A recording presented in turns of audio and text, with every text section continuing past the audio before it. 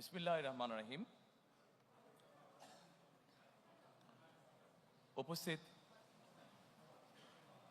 বিভিন্ন রাজনৈতিক দলের সহকর্মীবৃন্দ, উপস্থিত dear dignitaries from different diplomatic missions and UN agencies, উপস্থিত সুধীবৃন্দ, সাংবাদিক ভাইরা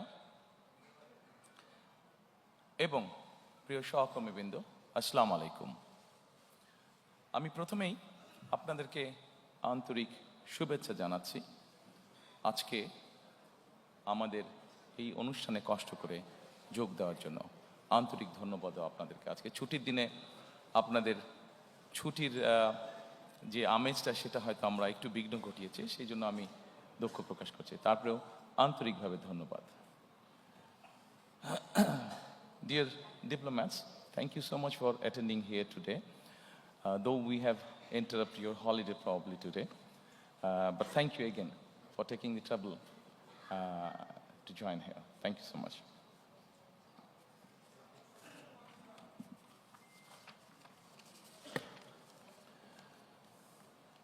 সম্মানিত উপস্থিতিবৃন্দ, আজকে থেকে ৪৭ বছর আগে দেশ এবং জনগণের প্রয়োজনে বাংলাদেশ জাতীয়তাবাদী দলের জন্ম হয়েছিল। প্রতিষ্ঠার পর থেকে আজ পর্যন্ত বিএনপি তার আদর্শ থেকে বিচ্যুত হয়নি, চেষ্টা করেছে সবসময় তার যে আদর্শ সেটার ভেতরে থাকার জন্য। বিএনপির প্রতিষ্ঠাতা স্বাধীনতার ঘোষক শহীদ রাষ্ট্রপতি জিয়াউর রহমান দেশ পরিচালনার দায়িত্ব নিয়ে দেশের স্বাধীনতা সার্বভৌমত্বকে সুদৃঢ় করার চেষ্টা করেছিলেন। তিনি দেশে বহুদলীয় গণতন্ত্র করেছিলেন প্রতিষ্ঠিত, দেশে বাক এবং ব্যক্তি স্বাধীনতা ফিরিয়ে দিয়েছিলেন। একটি দুর্নাম ছিল স্বাধীনতার পরবর্তীতে তলাবিহীন ঝুড়ি বাংলাদেশের। সেই দুর্নাম থেকে মুক্ত করে দেশকে একটি স্বনির্ভর রাষ্ট্রে পরিণত করেছিলেন শহীদ রাষ্ট্রপতি জিয়াউর রহমান। তার শাহাদাত বরণের পরে দেশে আবারও স্বৈরাচারের শাসন প্রতিষ্ঠিত হয়েছিল। দেশনেত্রী বেগম খালেদা জিয়ার আপসহীন সংগ্রামের মাধ্যমে দেশ স্বৈরাচার মুক্ত হয়েছিল। জনগণের রায় বেগম খালেদা জিয়া রাষ্ট্র পরিচালনার দায়িত্ব পাবার পরে দেশে গণতন্ত্রকে প্রাতিষ্ঠানিক রূপ দিয়েছিলেন, দেশে প্রতিষ্ঠিত করেছিলেন সংসদীয় গণতন্ত্র। নারী শিক্ষার প্রসার ঘটানোর জন্য দেশে নারীদেরকে দ্বাদশ শ্রেণী পর্যন্ত বিনা বেতনে শিক্ষার সুযোগ করে দিয়েছিলেন। দেশনেত্রী বেগম খালেদা জিয়ার নেতৃত্বে 2001 সালে তৃতীয়বারের মতন রাষ্ট্র পরিচালনার দায়িত্ব পেলে বেগম খালেদা জিয়া অর্থনীতিকে বাংলাদেশকে এশিয়ার এমার্জিং টাইগারে পরিণত করেছিলেন।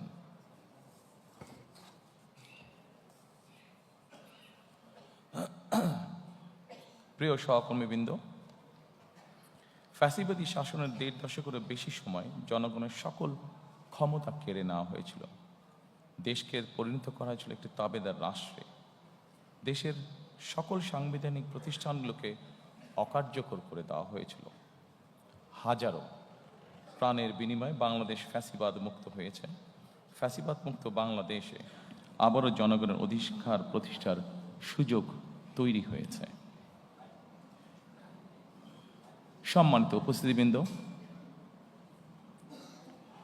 এবার বাংলাদেশ পুনর্গঠনের পালা। প্রায় 20 কোটি মানুষের জন্য বাংলাদেশকে একটি গণতান্ত্রিক নিরাপদ রাষ্ট্রে প্রতিষ্ঠিত করার পালা। বাংলাদেশকে বর্তমান এবং ভবিষ্যৎ প্রজন্মের জন্য একটি নিরাপদ রাষ্ট্রে পরিণত করার জন্য বিএনপি কতগুলো সুনির্দিষ্ট পরিকল্পনা গ্রহণ করেছে। দেশ এবং জনগণের সুনির্দিষ্ট পরিকল্পনাকেই আমি বলেছিলাম আই হ্যাভ এ প্ল্যান। এই পরিকল্পনায় দেশের 4 কোটিরও বেশি তরুণ, দেশের অর্ধেক জনসংখ্যা যারা নারী, কোটি কোটি কৃষক শ্রমিকের জন্য দেশ এবং বিদেশে কর্মসংস্থান সহ একটি স্বনির্ভর বাংলাদেশ গঠন করার জন্যই প্রতিটি সেক্টর ভিত্তিক কর্ম পরিকল্পনা আমরা গ্রহণ করেছি। আগামী 12ই ফেব্রুয়ারি জাতীয় নির্বাচনকে সামনে রেখে বিএনপির পরিকল্পনাগুলো ম্যানিফেস্টো আকারে আমি আপনাদের সামনে সংক্ষেপে এখন উপস্থাপন করতে চাই। আমি চেষ্টা করব খুব সংক্ষেপে বলার জন্য, খুব দীর্ঘ করে আপনাদের বিরক্তির উদ্রেক আমি করতে চাই না।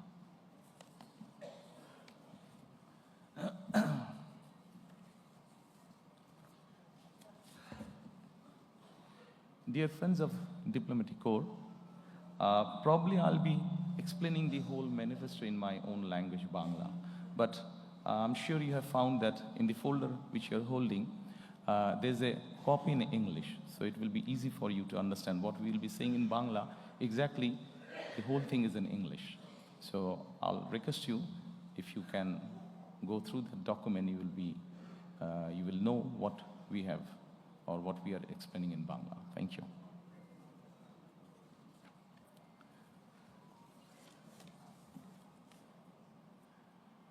সম্মানিত উপস্থিতিবৃন্দ, আমাদের সামগ্রিক পরিকল্পনাটিকে আমরা একটু ভাগ করেছি। মোটামুটি আপনাদের সামনে স্ক্রিন যেটা আছে, দুপাশে স্ক্রিন আপনারা যদি দেখুন, এই স্ক্রিনে আমরা 5টা স্তম্ভের মধ্যে বা 5টা ভাগে আমরা ভাগ করেছি এবং এই 5টা ভাগকে যদি আমরা দেখি, এর ভেতরে আমরা বাকি জিনিসগুলোকে নিয়ে আসার চেষ্টা করেছি। আমাদের কাছে যতটুকু মনে হয়েছে কোনটা কোথায় সামঞ্জস্যপূর্ণ, সেভাবে আমরা সেই ডিপার্টমেন্টের মধ্যে সেগুলোকে আমরা ইনসার্ট করেছি। প্রথমেই আমরা যেটি বলেছি, রাষ্ট্র ব্যবস্থার সংস্কার। দ্বিতীয়ত আমরা বলেছি বৈষম্যহীন আর্থসামাজিক উন্নয়ন ও টেকসই রাষ্ট্রীয় সক্ষমতা অর্জন। তৃতীয়ত আমরা বলেছি ভঙ্গুর অর্থনীতির পুনর্গঠন ও পুনরুদ্ধার। চতুর্থত আমরা বলেছি অঞ্চল ভিত্তিক সুষম উন্নয়ন। এবং পঞ্চম বা শেষ যেটি, ধর্ম, সমাজ, ক্রীড়া, সংস্কৃতি ও সংহতি বিষয়ক যেই বিষয়গুলো আছে। এখন আমরা প্রথমেই চলে আসি রাষ্ট্র ব্যবস্থার সংস্কার। সম্মানিত উপস্থিতিবৃন্দ, রাষ্ট্র ব্যবস্থার যে সংস্কার, আমরা যারা বিভিন্নভাবে প্রতিদিন খবর রাখি, দেশ জাতি সবকিছু দেখে আমরা এতটুকু বুঝেছি, আমাদের রাষ্ট্রীয় ব্যবস্থার মধ্যে বেশ কিছু সংস্কারের প্রয়োজন আছে। আপনাদের কাছে যে ফোল্ডারটি আছে, এখানে আপনারা যদি দেখেন, এর ভেতরে কয়েকটি ভাগ আমরা করেছি।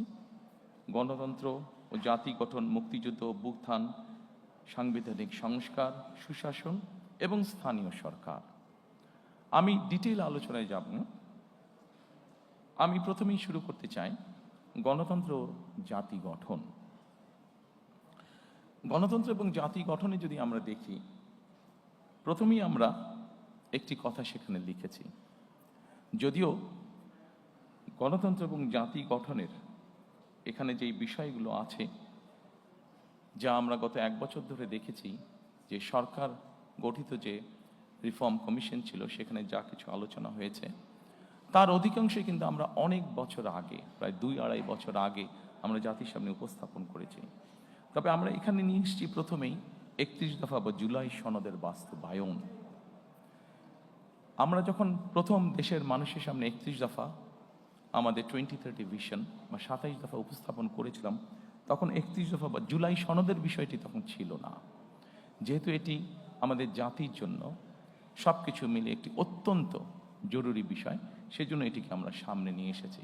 কাজে আমাদের জাতি গঠন এবং গণতন্ত্রের ভিত্তিকে যদি আমাদের শক্তিশালী করতে হয়, আমরা বিশ্বাস করি যে 31 দফা এবং জুলাই সনদের যেটি আছে সেটিকে অবশ্যই আমরা বাস্তবায়ন করব।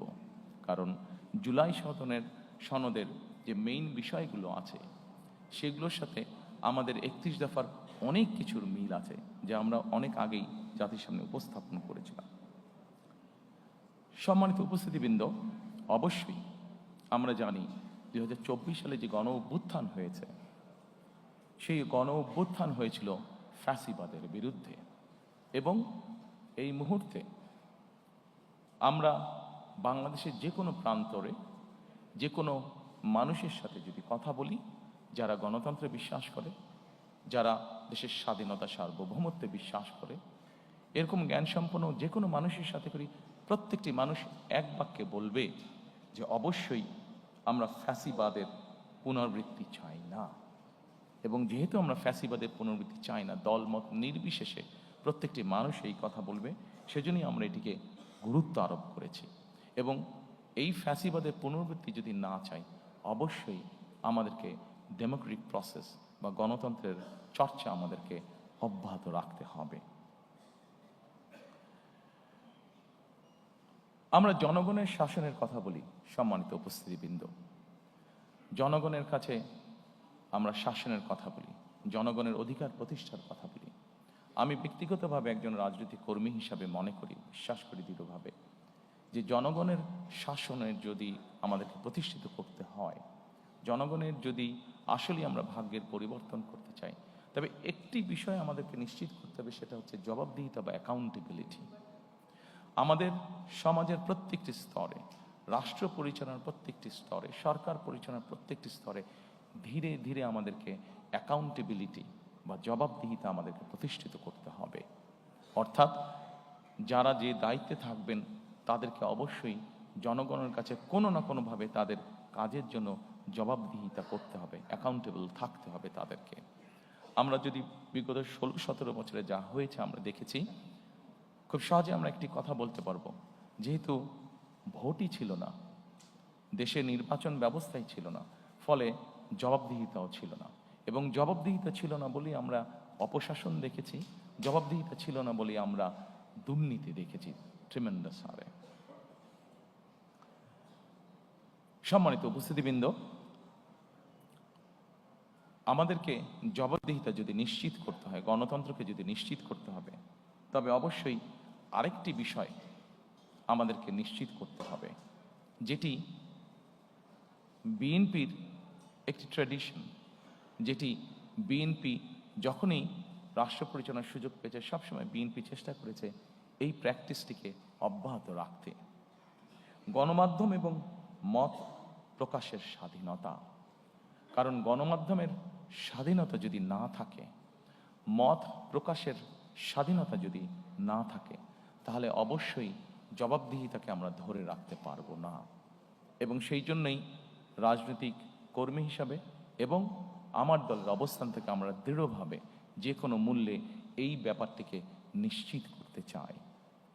প্রিয় উপস্থিতিবৃন্দ, আমরা যদি 2001 থেকে 2006 সাল পর্যন্ত পত্রপত্রিকাগুলো দেখি, আমরা দেখব সেই সময় পত্রপত্রিকাগুলো স্বাধীনভাবে তাদের মতামত উপস্থাপন করেছেন বা বক্তব্য তুলে ধরেছেন। এবং পত্রিকাগুলো এখনও আছে, আমরা পত্রিকাগুলো খুললেই দেখতে পাবো যেভাবে বিভিন্নভাবে সরকারকে, তৎকালীন সরকারকে সমালোচনা করা হয়েছে। কিন্তু আমি খুব দৃঢ়ভাবে বলতে পারবো যে যেদিন যেই পত্রিকায় সরকারের বিভিন্ন বিষয় নিয়ে সমালোচনা করা হয়েছে, সেদিন সন্ধ্যার পরে কোনো এজেন্সি থেকে, কোনো পত্রিকার কাছে কোনো ফোন আসেনি যে এই নিউজটা সরাতে হবে, এই নিউজটা কেন করলেন, বা এই ধরনের কোনো ফোন আসেনি, যা আমরা অবশ্যই গত 16-17 বছর দেখেছি।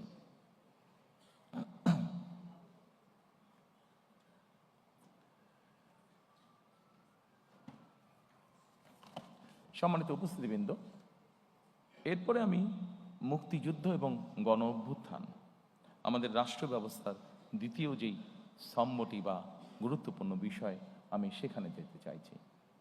মুক্তিযুদ্ধ এবং গণ অভ্যুত্থান অত্যন্ত দুঃখজনক হলেও আমরা দেখেছি গত 16 বছর আমাদের জাতির যে গর্ব, যেটি নিয়ে আমরা যতদিন এই দেশটিকে থাকবে, আমরা ততদিন যা নিয়ে গর্ব করব তা হচ্ছে আমাদের দেশের স্বাধীনতা বা মুক্তিযুদ্ধ। আমরা দেখেছি কিভাবে এই মুক্তিযুদ্ধটিকে একটি পরিবার বা একটি দলের সম্পত্তিতে পরিণত করার চেষ্টা করা হয়েছে। সম্মানিত উপস্থিতিবৃন্দ, আমরা মনে করি নিরপেক্ষভাবে মুক্তিযুদ্ধের স্মৃতি সংরক্ষণ করা এটি একটি জাতীয় দায়িত্ব, এবং আমরা সকলের সকলকে সাথে নিয়ে সকলের পরামর্শক্রমে উপদেশক্রমে আগামীতে এই বিষয়টিকে আমরা উপস্থাপন করতে চাই নিরপেক্ষভাবে জাতির সামনে। এরপরে আরেকটি গুরুত্বপূর্ণ বিষয়ের দিকে আমরা নজর দিতে চাই। গণ অভ্যুত্থানের শহীদ পরিবার ও যোদ্ধাদের কল্যাণার্থে আমরা এর ভিতরেই এটি বলেছি যে মুক্তিযোদ্ধা মন্ত্রণালয়ের মধ্যে আমরা একটি ডিপার্টমেন্ট তৈরি করতে চাই, যেটির কাজ হবে 2024 সালে যে গণ অভ্যুত্থান হয়েছে এবং বিগত 16 বছর ধরে গণতন্ত্র পুনরুদ্ধারের আন্দোলনে বহু মানুষ যারা খুন গুম শিকার হয়েছেন, যারা বিভিন্নভাবে নির্যাতিত হয়েছেন, এই মানুষগুলোকে আমরা কিভাবে সহযোগিতা করতে পারি, কিভাবে এদের পাশে দাঁড়ানো যায়, সেই ব্যাপারে আমাদের একটি পরিকল্পনা রয়েছে আলাদা একটি ডিপার্টমেন্ট তৈরি করার মাধ্যমে। সম্মানিত উপস্থিতিবৃন্দ, আন্দোলনের সময় যারা শহীদ হয়েছেন আমাদের একটি পরিকল্পনা রয়েছে, সেই শহীদরা তাদের বিভিন্ন এলাকা আছে, যারা যেই এলাকার স্বাভাবিকভাবে দেশ সামনের দিকে এগিয়ে নিয়ে যাবে। মানুষের প্রয়োজনে আমরা হাসপাতাল তৈরি করব, দেশের ভবিষ্যৎ প্রজন্মদের শিক্ষার জন্য আমরা শিক্ষা প্রতিষ্ঠান তৈরি করব ইনশাআল্লাহ। আমরা মানুষের যোগাযোগ ব্যবস্থা উন্নয়নের জন্য আমরা যোগাযোগ ব্যবস্থাকে উন্নয়ন করব ব্রিজ, রাস্তাঘাট, বড় রাস্তাঘাট নির্মাণের মাধ্যমে। আমরা সিদ্ধান্ত গ্রহণ করেছি যে এই শহীদরা যাতে যুগের পর যুগ তারা হারিয়ে না যায়, বরং তারা যাতে মানুষের সামনে থাকতে পারে, সেজন্য এই সকল রাষ্ট্রীয় প্রতিষ্ঠান যেগুলো হবে সেগুলো আমরা সেই এলাকার যারা গুম খুন শহীদ হয়েছেন তাদের নামে আমরা নামকরণ করব। সম্মানিত উপস্থিতিবৃন্দ, বাংলাদেশ জাতীয়তাবাদী দল বিএনপি একমাত্র একটি দল যারা 1971 এবং 24-90 দেশের স্বাধীনতা, দেশের গণ অভ্যুত্থান, দেশের গণতন্ত্রের পুনরুদ্ধারের আন্দোলন প্রত্যেকটিকে বিএনপি একমাত্র রাজনৈতিক দল যারা ধারণ করে বা করতে পারে। সম্মানিত উপস্থিতিবৃন্দ, গণ অভ্যুত্থান ও ফ্যাসিবাদী আন্দোলনে শহীদদের অবশ্যই সার্বিক সহায়তা প্রদান আমাদের অন্যতম লক্ষ্য, যা এরই ভিতরে আমি আপনাদের সামনে উপস্থাপন করেছি। এরপরে আমি আপনাদেরকে অনুরোধ করব সাংবিধানিক সংস্কারের বিষয়টার দিকে যদি আপনারা নজর দেন। একটু স্ক্রিনে সাংবিধানিক সংস্কার, রাষ্ট্র ব্যবস্থার, জি এখানে অনেকগুলো বিষয় আছে। আমি সবগুলো বিষয় আলোচনা করব না, সেটি দীর্ঘ আলোচনা হবে, আপনাদের বিরক্তির উদ্যোগ হতে পারে। যেহেতু আমরা মোটামুটি ডিটেইলটা ফোল্ডারের মধ্যে বাংলা এবং ইংরেজিতে দিয়ে দিয়েছি, আমি সেই জন্য অতটা সময় আপনাদের নষ্ট করতে চাই না। আমি দুই একটি বিষয় এখানে আলাপ করতে চাই। অবশ্যই শহীদ রাষ্ট্রপতি জিয়া রহমান যখন দেশ পরিচালনার দায়িত্ব পান, যেহেতু আমাদের দেশের অধিকাংশ মানুষ মুসলমান, আমরা সংবিধানে সেই জন্য বিসমিল্লাহির রহমানির রহিম এবং আল্লাহর উপরে, সর্বশক্তিমান আল্লাহর প্রতি পূর্ণ আস্থা ও বিশ্বাস, এই কথাটি সংযোজন করেছিলেন। দুর্ভাগ্যবশত আমরা দেখেছি স্বৈরাচারের সময় সর্বশক্তিমান আল্লাহর প্রতি পূর্ণ আস্থা ও বিশ্বাস, এই কথাটিকে সরিয়ে দেওয়া হয়েছে। ইনশাল্লাহ 12 তারিখের নির্বাচনে বাংলাদেশের জনগণের সমর্থনে বিএনপি সরকার গঠনে সক্ষম হলে আমরা সংবিধানে সর্বশক্তিমান আল্লাহর প্রতি পূর্ণ আস্থা ও বিশ্বাস, এই রাষ্ট্র পরিচালনার মূলনীতি হিসাবে আমরা সংবিধানে এটিকে পুনঃস্থাপন করতে চাই।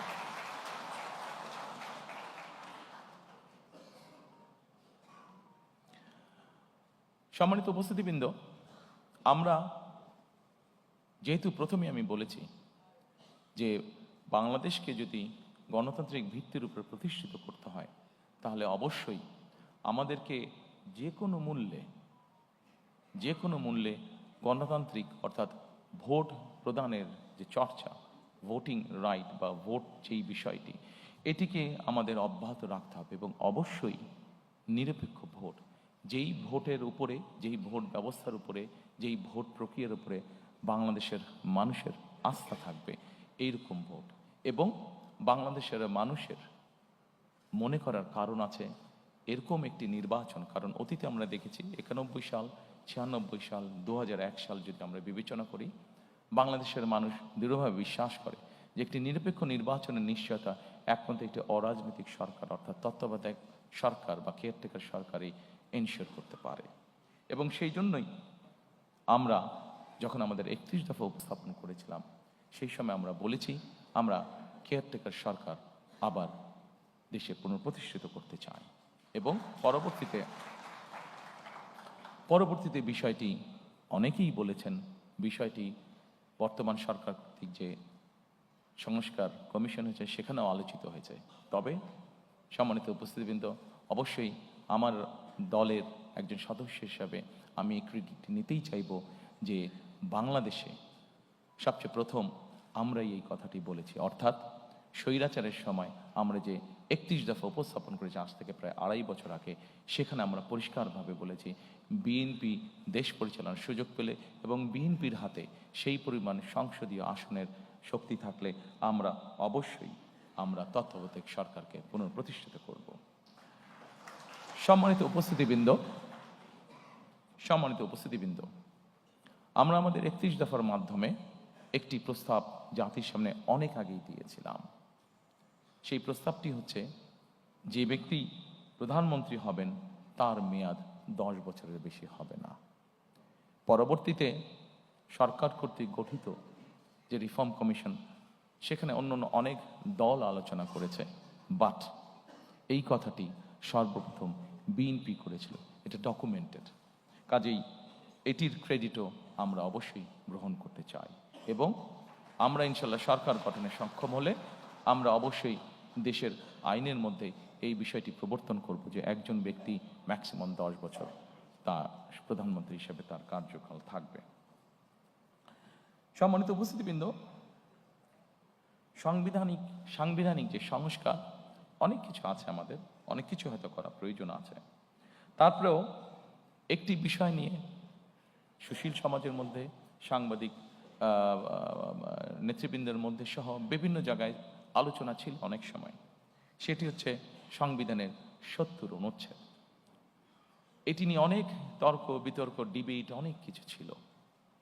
31 দফা যেদিন আমরা উপস্থাপন করি 22শে জুলাই, আমরা সেই 31 দফার মধ্যে বলেছিলাম যে অবশ্যই আমরা এই 70 অনুচ্ছেদ বিষয়টিকে আমরা ধীরে ধীরে পর্যায়ক্রমিকভাবে আমরা একটি অবস্থানে নিয়ে আসতে চাই। দু একটি বিষয় ছাড়া এইটি সম্পূর্ণভাবে ধীরে ধীরে আমরা ওপেন করে দিতে চাই।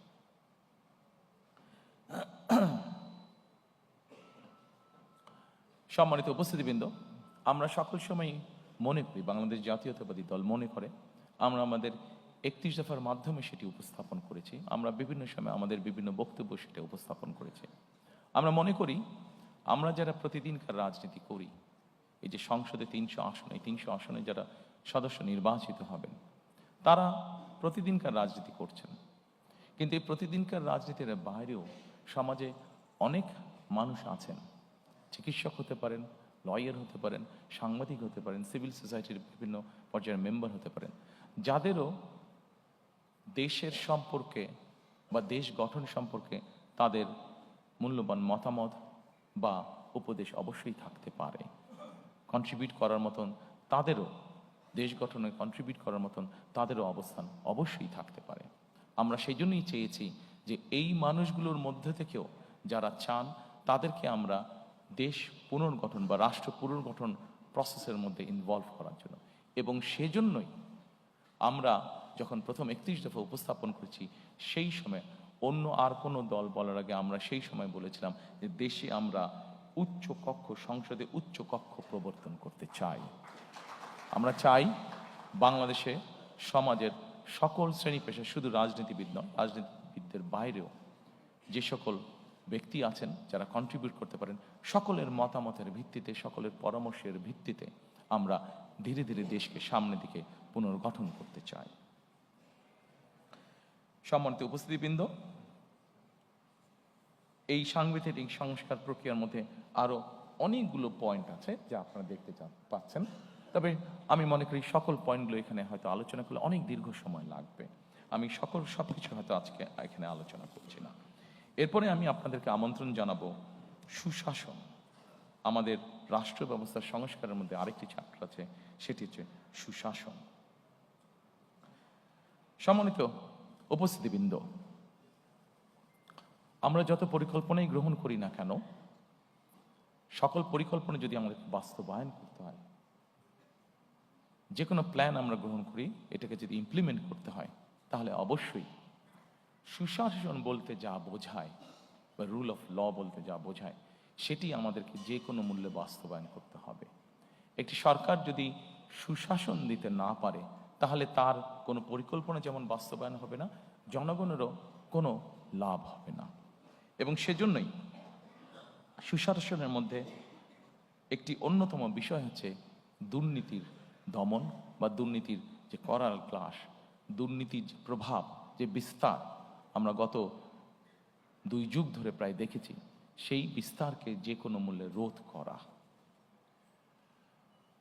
সম্মানিত উপস্থিতিবৃন্দ, বিএনপি একটি রাজনৈতিক দল যারা 2001 সালে বাংলাদেশের জনগণের ম্যান্ডেট নিয়ে সরকার পরিচালনার দায়িত্ব পায়। আমরা যখন পরিচালনার দায়িত্ব পাই, তখন আমরা একটি খুব কষ্টকর একটি বোঝা আমরা ইনহেরিট করি। কি সেই বোঝাটি? সেটি হচ্ছে দুর্নীতি। 2001 সালে বাংলাদেশকে আন্তর্জাতিক সংস্থা দুর্নীতিতে চ্যাম্পিয়ন ঘোষণা করেছিল। আমরা যদি আন্তর্জাতিক ফ্যাক্টস ফিগারগুলো তারপর থেকে দেখি, 2001 সালের পর থেকে দেখি, বিএনপি খুব স্বাভাবিকভাবে এটি আমরা ইনহেরিট করেছিলাম, এই আনওয়ান্টেড যে লাইবিলিটিটা বা আনওয়ান্টেড যে বোঝাটা, এটা যেটা আমরা ইনহেরিট করেছিলাম। এবং তারপরে আমরা যদি খেয়াল করি, ফ্যাক্টস ফিগার যা বলে, বেগম খালেদা জিয়া সরকার পরিচালনা করার পর থেকে খুব কঠোর ছিলেন এই বিষয়ে, খুব কঠোর ছিলেন এই বিষয়ে। এবং তার কঠোরতার ফলেই আমরা যদি স্ট্যাটিস্টিকগুলো দেখি, তাহলে আমরা দেখব ধীরে ধীরে ধীরে ধীরে বাংলাদেশ দুর্নীতিতে আস্তে আস্তে এইটাতে ডেভেলপ করতে থাকে। এবং 2006 সালে যখন আমরা তত্ত্বাবধায়ক সরকারের কাছে ক্ষমতা হস্তান্তর করি, বাংলাদেশ দুর্নীতিতে যে চ্যাম্পিয়ন, এই অপবাদ থেকে বেরিয়ে এসেছিল বাংলাদেশ 2006 সালে। আমি যেই স্কোরিংগুলো হয়েছে, এই ফোল্ডারে আপনাদের কাছে যেটা আছে, সেই ফোল্ডারের মধ্যে স্কোরিংগুলো সব দেওয়া আছে, আমি ইন ডিটেইলে গেলাম না। তবে সম্মানিত উপস্থিতিবৃন্দ, বাংলাদেশে বিএনপি সরকারই প্রমাণ করেছে একমাত্র যে তারা এই বিষয়টিকে কিভাবে নিয়ন্ত্রণ করতে হয় সেটি তারা জানে, এবং সেই কমিটমেন্টও আমাদের আছে। কাজেই ইনশাল্লাহ দেশে সুশাসন প্রতিষ্ঠার জন্য আগামী 12 তারিখের নির্বাচনে আমরা বাংলাদেশের মানুষের সমর্থনে ইনশাল্লাহ সরকার গঠনে সক্ষম হলে অবশ্যই আমাদের অন্যতম প্রধান লক্ষ্য থাকবে যে কোনো মূল্যে সুশাসন নিশ্চিত করা। এর ভিতরে অবশ্যই আরেকটি গুরুত্বপূর্ণ বিষয় আছে।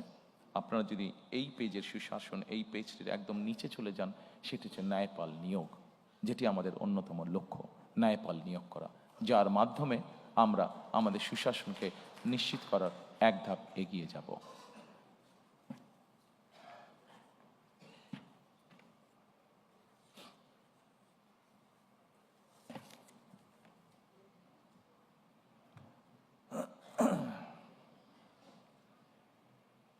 সম্মানিত উপস্থিতিবৃন্দ,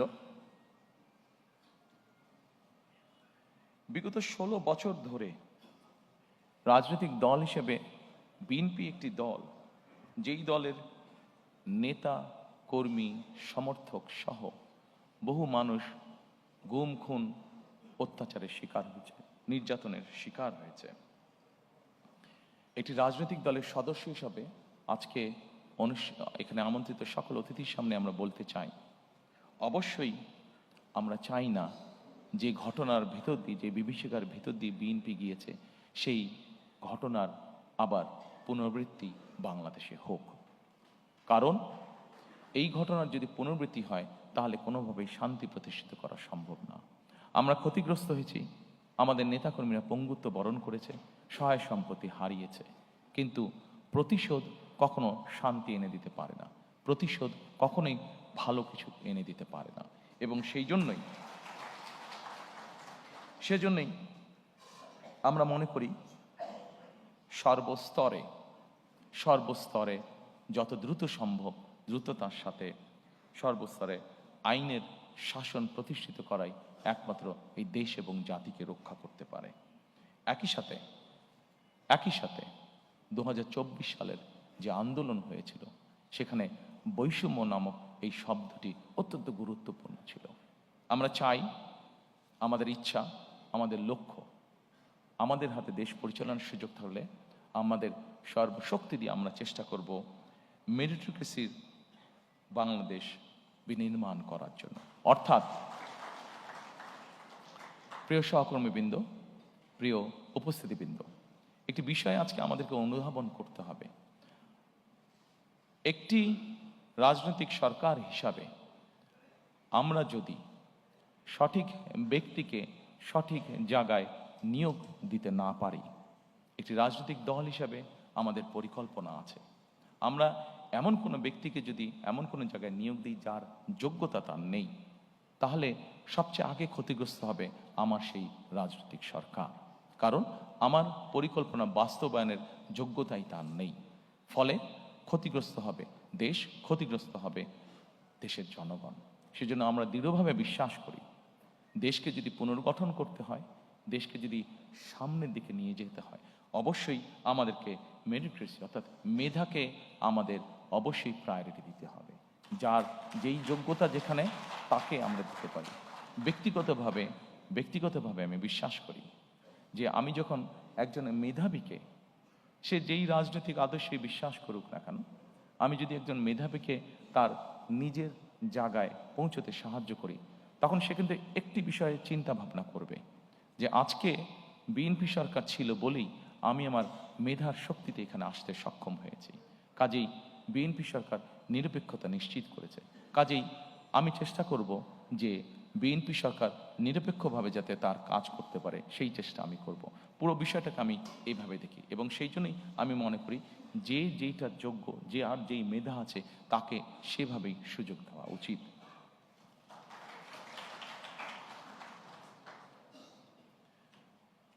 সম্মানিত উপস্থিতিবৃন্দ, একজন রাজনৈতিক কর্মী হিসাবে আমি নিজের অভিজ্ঞতা থেকে বলতে পারি যে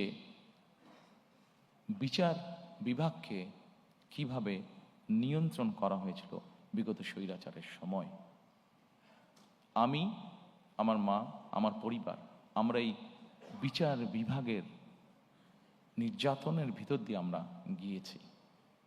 প্রিয় সহকর্মীবৃন্দ, একজন মানুষ হিসাবে, একজন রাজনৈতিক কর্মী হিসাবে আমার সর্বোচ্চ চেষ্টা থাকবে যে যে কোনো মূল্যে বিচার বিভাগের যে স্বাধীনতা, সেটিকে নিশ্চিত করা। কারণ আমি নিজে ভুক্তভোগী কিভাবে বিচার বিভাগ একজন মানুষের জীবন, একটি সংসার ধ্বংস করে দিতে পারে। সেই জন্য আমরা সরকার গঠনে সক্ষম হলে আমাদের সর্বোচ্চ চেষ্টা থাকবে যে কোনো মূল্যে বিচার বিভাগের স্বাধীনতাকে নিশ্চিত করা। সম্মানিত উপস্থিতিবৃন্দ, এরপরে আপনাদেরকে আমি অনুরোধ করব, রাষ্ট্র ব্যবস্থা সংস্কারের শেষ যেই ঘটে স্থানীয় সরকার, সেখানে যদি আপনারা একটু দৃষ্টি দেন। সম্মানিত উপস্থিতিবৃন্দ, বিএনপি বিশ্বাস করে স্থানীয় সরকার হলো গণতন্ত্র এবং উন্নয়নের প্রাণ কেন্দ্র। আমাদের এখানে অনেকেরই অভিজ্ঞতা আছে বিভিন্ন দেশ দেখার, বিশেষ করে ইউরোপের উন্নত দেশগুলো দেখার। আমি নিজেও অনেকদিন ইউকেতে থাকতে বাধ্য হয়েছি। আমি সেখানে যতটুকু দেখেছি, আমার যতটুকু অভিজ্ঞতা হয়েছে, যে স্থানীয় সরকার বলতে যেই সরকারটিকে বোঝায়, এটিকে যদি আমরা স্বাধীনভাবে কাজ করতে দিতে সক্ষম হই, এটিকে যদি আমরা একটি প্রাতিষ্ঠানিক রূপ হিসেবে ধীরে ধীরে গড়ে তুলতে পারি, তাহলে দেশের অনেক সমস্যার সমাধান করা স্থানীয়ভাবে সম্ভব হবে। দুঃখজনকভাবে হলেও আমাদের দেশের টেকনাফের একজন মানুষকে বা তেঁতুলের একজন মানুষকে অনেক সময় ঢাকায় আসতে হয় বিভিন্ন কাজে, ছোট্ট একটি কাজে হয়তো তাকে ঢাকায় আসতে হয়। কিন্তু আমরা যদি ধীরে ধীরে স্থানীয় সরকার এটিকে যদি আমরা ধীরে ধীরে শক্তিশালী করে গড়ে তুলতে পারি, তাহলে অবশ্যই এমনও পরিস্থিতি দাঁড়াবে যে কোনো একটি মানুষকে তার প্রয়োজনের জন্য, ছোটোখাটো প্রয়োজনের জন্য হয়তো ঢাকায় আসার প্রয়োজন হবে না, সে স্থানীয়ভাবেই তার সমস্যার সমাধান করতে পারবে। শুধু তাই নয়, স্থানীয় সরকারটিকে যদি আমরা শক্তিশালী করতে পারি, তাহলে আমরা গণতন্ত্র নিয়ে যেই কথা বলছি, গণতন্ত্রের ভিত্তিটাকে শক্তিশালী করার জন্য যেই কথাটা বলছি, সেটিও করতে আমরা সক্ষম হব। কারণ জবাবদিহিটা স্থানীয় পর্যায় থেকে তৈরি হবে। জবাবদিহিতা যখন স্থানীয় পর্যায় থেকে তৈরি হবে, মানুষের জীবনমান উন্নয়ন হতে তখন বাধ্য, দুর্নীতি কমে আসতে তখন বাধ্য, প্রকৃত উন্নয়ন বলতে যা বোঝায়, আইন শৃঙ্খলা বলতে যা বোঝায়, সকল কিছু তখন ধীরে ধীরে ভালোর দিকে এগোতে থাকবে।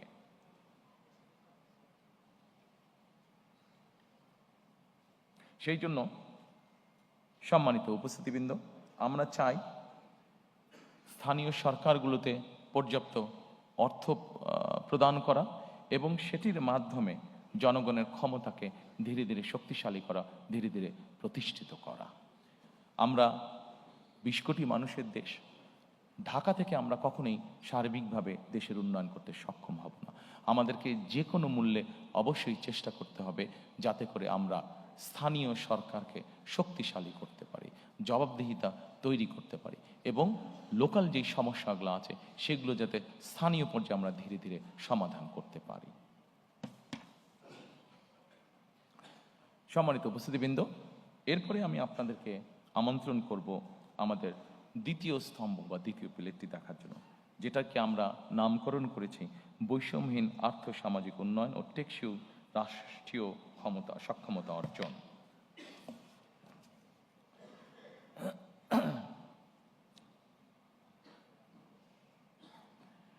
সম্মানিত উপস্থিতিবৃন্দ, বাংলাদেশে এইটিকে আমরা বৈষম্যহীন আর্থ সামাজিক উন্নয়ন টেকসই রাষ্ট্রীয় সক্ষমতা অর্জন, এটিকে আমরা কয়েক ভাগে আবার ভাগ করেছি। এখানে প্রথমে আছে সামাজিক সুরক্ষা, যেটি অবশ্যই প্রয়োজন। এটি শুধু বাংলাদেশের মতন দেশে না, এটা ইউরোপের যে কোনো ডেভেলপ যেগুলো ভালো দেশ, সেখানেও কিন্তু এই সামাজিক সুরক্ষা মানুষকে প্রদান করা হয়ে থাকে। এরপর আছে নারীর ক্ষমতায়ন। একটি দেশ, যেই দেশের অর্ধেক জনসংখ্যা হচ্ছে নারী, সেখানে নারীর ক্ষমতায়ন যদি আমরা নিশ্চিত করতে না পারি, আমরা যত বড় বড় কথাই বলি না কেন, কোনোটি কখনো সাকসেসফুল করা সম্ভব নয়। এরপরে আছে, এই ঘরের মধ্যে আছে কৃষি এবং খাদ্য, দুটো একইভাবে রিলেটেড। কৃষি যদি ভালো না হয়, খাদ্যের সরবরাহ যদি ঠিকভাবে না থাকে, স্বাভাবিকভাবে মানুষ অপুষ্টি সহ বিভিন্নভাবে আস্তে আস্তে পিছিয়ে যাবে। গুরুত্বপূর্ণ একটি বিষয় আছে কর্মসংস্থান এবং যুব উন্নয়ন। আমাদের 4.5 কোটি প্রায় ইয়াং মানুষ, এই মানুষদেরকে যদি আমরা কর্মসংস্থান বা উন্নয়নের দিকে নিয়ে যেতে না পারি, কোনোভাবেই সম্ভব না উন্নয়নকে ধরে রাখা। শিক্ষা, মানব সম্পদ, স্বাস্থ্যসেবা, প্রত্যেকটি আমাদের জানাতে অত্যন্ত গুরুত্বপূর্ণ। এরপরে একটি বিষয় আসছে প্রতিরক্ষা এবং পররাষ্ট্রনীতি। আমরা যখন ওই ঘরে যাব, আমি আপনাদের সাথে সংক্ষেপে এই বিষয়টি, আমার মতামতটি আপনাদের সামনে তুলে ধরবো বা আমাদের পর্যালোচনা। এরপরে আছে আমাদের প্রায় 1.5 কোটি মানুষ প্রবাসে বাস করেন এবং তারা আমাদেরকে দেশ গঠনে বিভিন্নভাবে সহযোগিতা করেন। তাদেরকে নিয়ে আমাদের কি চিন্তা, সেটিও সংক্ষেপে আপনাদের সামনে তুলে ধরব। এবং এরপরে আসছে পরিবেশ, পানি ও দুর্যোগ ব্যবস্থাপনা। আমরা যদি প্রথমে আসি, সম্মানিত উপস্থিতিবৃন্দ, সামাজিক সুরক্ষা। 4 কোটি, বাংলাদেশে 4 কোটি মানুষ, 4 কোটিরও বেশি মানুষ দারিদ্রতার ভিতরে বা চরম দারিদ্রতার ভিতরে বাস করছে। এর মধ্যে দেশে প্রায় 53 লক্ষ নারী আছে যারা বিধবা। একটি বড় অংশ আছে যাদেরকে নিয়ে আমরা সাধারণত কথা বলি না, বলার সুযোগ হয় না, অথবা বিভিন্ন কারণে আমরা এড়িয়ে যাই। সেটি হচ্ছে প্রতিবন্ধী মানুষ। যেভাবেই হোক আমাদের সমাজ ব্যবস্থার কারণে কেন জানি এই মানুষগুলোকে আমরা চেষ্টা করি লুকিয়ে রাখতে, যেটি একদিক থেকে অন্যায়। প্রিয় সহকর্মীবৃন্দ, সম্মানিত উপস্থিতিবৃন্দ, প্রথমেই আমরা দুটি কাজে হাত দিয়েছি, যে দুটি বিষয় কম বেশি আপনারা এর মধ্যে শুনেছেন। দুটি কাজ আমরা শুরু করতে চাই এই সামাজিক সুরক্ষাটাকে নিশ্চিত করার জন্য। সেটি কি? সেটি হচ্ছে আমরা বাংলাদেশে প্রত্যেক গৃহিণীর হাতে, বাংলাদেশে প্রায় 4 কোটি পরিবার আছে, প্রত্যেক গৃহিণীর হাতে আমরা একটি কার্ড পৌঁছে দিতে চাই। সেটির নাম হবে ফ্যামিলি কার্ড। এই ফ্যামিলি কার্ডটা, এটি কিন্তু শুধু নারীরা পাবেন এই ফ্যামিলি কার্ডটা। এখন আপনি হয়তো বলতে পারেন এই ফ্যামিলি কার্ড দিয়ে কি হবে? সম্মানিত উপস্থিতিবৃন্দ, আমরা একটি কথা প্রায় বলছি, আমাদের পরের যেটি আছে নারীর ক্ষমতায়ন। দেখুন, আমাদের দেশের নারীরা, অধিকাংশ নারী কি অবস্থায় থাকেন সামাজিক বা মানসিক বা পারিবারিকভাবে, আমি সেই দীর্ঘ আলোচনায় গেলাম না। আমরা সকলেই জানি ওনারা অনেক ডিপ্রাইভড অবস্থায় থাকেন, আন্ডার প্রিভিলেজ অবস্থায় ওনারা থাকেন। আমরা যখনই সরকারের পক্ষ থেকে একটি কার্ড একজন গৃহিণীর কাছে পৌঁছে দিব, স্বাভাবিকভাবে কিন্তু উনি এম্পাওয়ার্ড ফিল করবেন, মানসিকভাবে তখন ওনার একটা শক্তি বৃদ্ধি পাবে। ওনার পরিবারের কাছে, বাবার পরিবার, নিজের স্বামীর পরিবার, শ্বশুর বাড়ি, সকল জায়গায় উনি কিছুটা এম্পাওয়ার্ড ফিল হবেন। এটি আমরা দৃঢ়ভাবে বিশ্বাস করি। আসনের পরে এই কার্ডের মাধ্যমে আমরা যেটি এর মধ্যে ক্যাম্পেইনিং করেছি, সেখানে আমরা বলেছি আমরা তাদেরকে প্রতি মাসে 2 থেকে 2,500 টাকা আমরা তাদের কাছে পৌঁছে দিতে চাই, অথবা সমপরিমাণ খাদ্য সহযোগিতা তাদের কাছে পৌঁছে দিতে চাই। অনেকেই বলতে পারেন যে 2 থেকে 2,500 টাকা দিয়ে কি হবে একজনের? আমরা কিন্তু একবারও বলিনি আমরা তাদেরকে পুরো মাসের সহযোগিতা দেব। আপনি চিন্তা করে দেখেন, গ্রামের একটি সাধারণ পরিবার যার সদস্য সংখ্যা এভারেজে 5 থেকে 6 জন, আপনি যদি তার এভারেজ খুব এসেনশিয়াল বাজার সদাই যদি আপনি মনে করেন 5 থেকে 6,000 টাকা হয়ে থাকে মিনিমাম, এর নিচে তো কষ্টকর ব্যাপার, এটা হয়ে থাকে, অর্থাৎ 4 সপ্তাহের খরচ যদি চা হয়ে থাকে, আপনি যদি তাকে 2,500 টাকার মতন দেন, তার মানে আপনি তাকে মোটামুটিভাবে 1 সপ্তাহের একটা সাপোর্ট আপনি তাকে দিচ্ছেন। এই 1 সপ্তাহ সাপোর্টটা আমরা যারা আজকে এত সুন্দর জায়গায় বসে আলোচনা করছি, আমাদের কাছে এটা গায়েই লাগবে না বিষয়টা, বাট আমরা যদি তাদের সেই বাস্তব অবস্থায় যাই, এই 1 সপ্তাহের 2,500 টাকার সহযোগিতা তার জন্য বিরাট বড় ব্যাপার। এই 2,500 টাকা সে কোনো না কোনোভাবে খরচ করছে, কিন্তু আপনি যখন তাকে এডিশনাল সাপোর্ট দিবেন, তখন একজন নারী এই 2,500 টাকাটা বিভিন্নভাবে খরচ করবে, অথবা সে তার নিজস্ব খরচ থেকে যেই টাকাটা সে বাঁচাতে পারবে সেটা তার বিভিন্নভাবে সে খরচ করবে। আসুন আমরা সংক্ষেপে দেখি সে কিভাবে কোথায় কোথায় সে খরচ করবে। আমরা যেই স্টাডি করেছি সেখানে আমরা 3টি জায়গা পেয়েছি যেখানে একজন নারী যতটুকু অর্থ বাঁচাতে পারেন সেটা সে খরচ করবে। কোথায় করবে? প্রথমত তার পরিবারের যে সন্তান আছে তাদের খাওয়া দাওয়া, হেলথের পিছনে সে খরচ করবে প্রথমেই, যে তার ছেলেমেয়েরা একটু ভালো খাক, একটু ভালোভাবে খেয়ে পরে থাকুক। আচ্ছা, তারপরে সেখান থেকে যদি সে খরচ বাঁচাতে পারে, তাহলে সে চেষ্টা করবে তার সন্তানদের লেখাপড়ার পিছনে, যে তার সন্তানটা একটু বেটার লেখাপড়া করুক, সে টাকাটা ওখানে খরচ করবে। তারপরে থার্ড জায়গা সে যেটা খরচ করবে, সে যদি টাকা সাশ্রয় করতে পারে, সেভিং করতে পারে, তাহলে সে যেটা করবে, সেটা তার আশেপাশে গ্রাম অঞ্চলে সে ছোট ছোট ছোট বিনিয়োগ করবে, ইনভেস্ট করবে, অর্থাৎ লোকাল ইকোনমিতে সে কন্ট্রিবিউট করবে, লোকাল ইকোনমিটা সে রান করবে। প্রিয় সহকর্মীবৃন্দ, আমরা যদি এভাবে দেখি, একটা পরিবার 5 বছর 7 বছর ধরে এই সাপোর্টটা পেল, আপনি চিন্তা করেন একটা গ্রামে যদি 10টা পরিবার থাকে, 10টা পরিবার যদি, তার মধ্যে 7টা পরিবার যদি অসচ্ছল থাকে, তারা যদি এই সাপোর্টটা পায়, তার মানে 7টা পরিবার কিন্তু মোটামুটিভাবে 5-7 বছর পরে একটা মোটামুটিভাবে অর্থনৈতিক অবস্থার মধ্যে আসলো। এই যে 7টা পরিবার মনে যে লোকাল ইকোনমিতে কন্ট্রিবিউট করেছে, তাহলে আপনি দেখেন সে হয়তো হাঁস মুরগি পালন করেছে, সে ডিমটা বিক্রি করেছে, আরেকজন ডিম কিনেছে, সেখান থেকে সে তার যে বিক্রি করে ইনকাম করলো, সে গামছা কিনেছে, অথবা চুড়ি কিনেছে, অথবা কসমেটিক কিনেছে, অর্থাৎ কোনো না কোনো ইকোনমিতে 10 টাকা 5 টাকা করেও ছোট ছোট কিন্তু সে কিন্তু কন্ট্রিবিউট করে যাচ্ছে।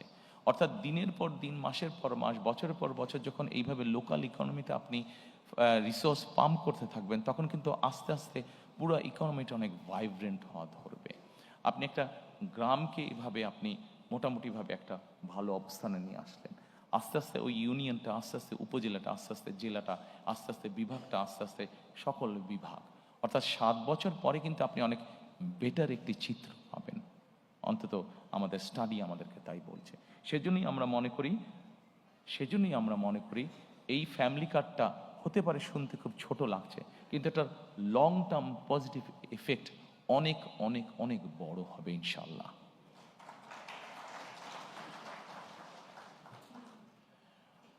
দ্বিতীয়ত, সম্মানিত উপস্থিতিবৃন্দ, আমরা আরেকটি কার্ড ইন্ট্রোডিউস করতে চাচ্ছি, সেটাকে আমরা বলছি ফার্মার্স কার্ড বা কৃষক কার্ড। বাংলাদেশে মোটামুটিভাবে 4 রকমের কৃষক আছে। প্রান্তিক কৃষক আছে, ক্ষুদ্র কৃষক আছে, মাঝারি কৃষক আছে, বড় কৃষক আছে। সরকারের হিসাব মতে বিভিন্ন জমির ক্যাটাগরি অনুযায়ী এই কৃষকদেরকে ভাগ করে হয়ে থাকে। আমরা প্রথমে প্রান্তিক, ক্ষুদ্র এবং মাঝারি কৃষক পর্যন্ত যাব। এই কৃষকদেরকে আমরা যেটা করব, যেমন ধরেন একজন কৃষকের হয়তো 5 বিঘা জমি আছে। এখন ওই কৃষকটি কি কি চাষ করে, আমরা যখন এই কার্ডটা তাকে দেব, এই কার্ডটা দেওয়ার প্রক্রিয়া যখন আমরা শুরু করব, তখন কিন্তু সারা বাংলাদেশে এই মুহূর্তে যেই ডাটা আমাদের কাছে আছে, সরাসরি জমিতে চাষাবাস কাজ করেন 1.5 কোটির মতন কৃষক আছে। আমরা এই প্রত্যেকটা মানুষকে যাকে যাকে কার্ড দেব, প্রত্যেকটা মানুষকে কে কোথায় কার কতটুকু জমি আছে, কে কি চাষ করছে, পুরো জিনিসটাকে একটা আমরা ডাটা প্রসেসের মধ্যে, পুরো একটা সিস্টেমের মধ্যে আমরা নিয়ে আসবো। কাজে সাতক্ষীরায় কোন এলাকায় কোন কৃষক কি চাষ করছে, টেকনাফে কোন এলাকায় কোন কৃষক চাষ করছে, দিনাজপুরে কোন এলাকায় কোন কৃষক কি চাষ করছে, সব জিনিস আমাদের পুরো সিস্টেমের মধ্যে চলে আসবে। এবং আসার পরে যেটা হবে, আমরা তখন জানতে পারবো যে ঠিক আছে, ওখানে অমুক আলু চাষ করছে, ওখানে অমুক টমেটো চাষ করছে, ওখানে অমুক বাঁধাকপি চাষ করছে। আচ্ছা, বাঁধাকপির সাথে সে আর কি কি চাষ করছে, হয়তো ছোট কৃষক সে, তাকে আমরা এই ফ্যামিলি কার্ডটার মাধ্যমে তার যে কোনো একটা ফসলের সম্পূর্ণ সাপোর্টটা আমরা দেওয়ার চেষ্টা করব। সেটা হচ্ছে বীজ হতে পারে, কীটনাশক ওষুধ এবং সার, এই পরিমাণটা আমরা তাকে দেওয়ার চেষ্টা করব। আপনারা বলতে পারেন যে কেন দেওয়ার চেষ্টা করব? এই জন্য দেওয়ার চেষ্টা করব আমরা, যে বিভিন্ন কারণে তাকে অনেক কষ্টের মধ্যে দিয়ে চালাতে হয়, কিন্তু আমরা যদি এই সাপোর্টটা তাকে অন্তত 5-7 বছর ধরে সাপোর্টটা দিতে পারি, তখন কিন্তু একটা সময় এসে কিন্তু সে একটা জায়গায় এসে দাঁড়াবে, কৃষকটা একটা জায়গায় এসে দাঁড়াবে। অর্থাৎ স্টেট থেকে যে সাপোর্টটা তাকে দেওয়া হবে, তার যেই রিসোর্সটা নিজের কাছ থেকে যেত, সেই রিসোর্সটা সে তখন সেভ করতে পারবে, সেই রিসোর্সটা দিয়ে সে অন্য কোনো কাজ করতে পারবে, যেহেতু স্টেট তাকে একটা সাপোর্ট তাকে দিচ্ছে।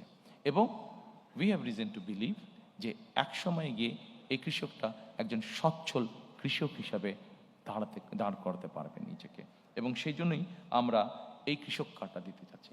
আপনাদের কাছে হয়তো প্রশ্ন থাকতে পারে যে আমরা কি শুধু যারা জমিতে চাষ করছে তাদেরকে এই কার্ডটা দেবো? নো, আমরা যারা জমিতে চাষাবাস করছেন শুধু তাদেরকেই আমরা এই কার্ডটা দিব না। আমরা এই কার্ডটা দিব মৎস্য চাষি আছে তাদেরকে আমরা দিব, আমরা এই কার্ডটা দিব খামারি আছে, হাঁস মুরগি পালন করছে, গরু পালন করছে, এরকম যারা বিভিন্ন প্রাণী সম্পদ খামারি আছেন, তাদেরকেও আমরা এই কার্ডটা পৌঁছে দিতে চাই, তাদেরকেও আমরা এই কার্ডটা পৌঁছে দিতে চাই। অর্থাৎ সরাসরি স্টেটের পক্ষ থেকে আমরা কার্ডটা পৌঁছে দিতে চাই। প্রিয় সহকর্মীবৃন্দ, এই কার্ডটার মাধ্যমে আমরা যাদেরকে এই কার্ডটা পৌঁছে দিব, একই সাথে কম বেশি এখন সস্তায় সবার কাছেই অ্যাপ থাকে, স্মার্টফোন থাকে। সেই স্মার্টফোনের মধ্যে আমরা তাদেরকে একটা অ্যাপ আমরা ডাউনলোড করে দিব। কি সেই অ্যাপটা? এই অ্যাপটা নিয়ে আমরা অলরেডি কাজ করেছি।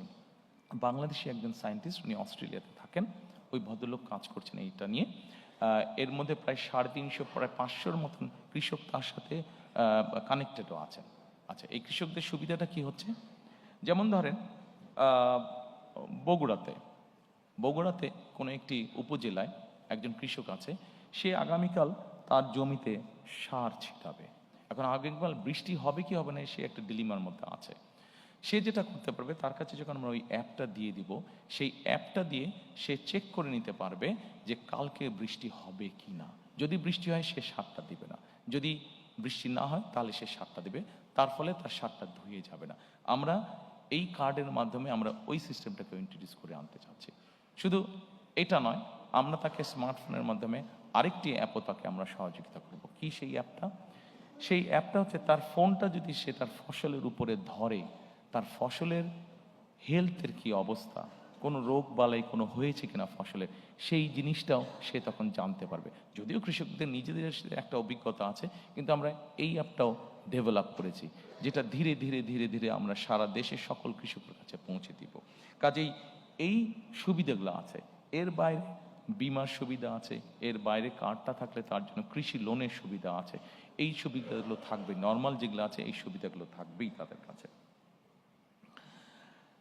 সম্মানিত উপস্থিতিবৃন্দ, সামাজিক সুরক্ষার মধ্যে আমি ব্যক্তিগতভাবে, এখানে অনেকগুলো আছে আপনারা দেখতে পাচ্ছেন, কই গেল, আপনারা দেখতে পাচ্ছেন অনেকগুলো আছে, তবে এখানে একটি আমরা লাইন রেখেছি যেটি ব্যক্তিগতভাবে আমি যেটির প্রতি খুবই যত্নশীল, সেটি হচ্ছে পিতামাতার ভরণ পোষণ আইন নামে একটি আইন আছে। এই আইনটিকে আমরা যতটুকু সম্ভব কার্যকর করতে চাই। আমাদের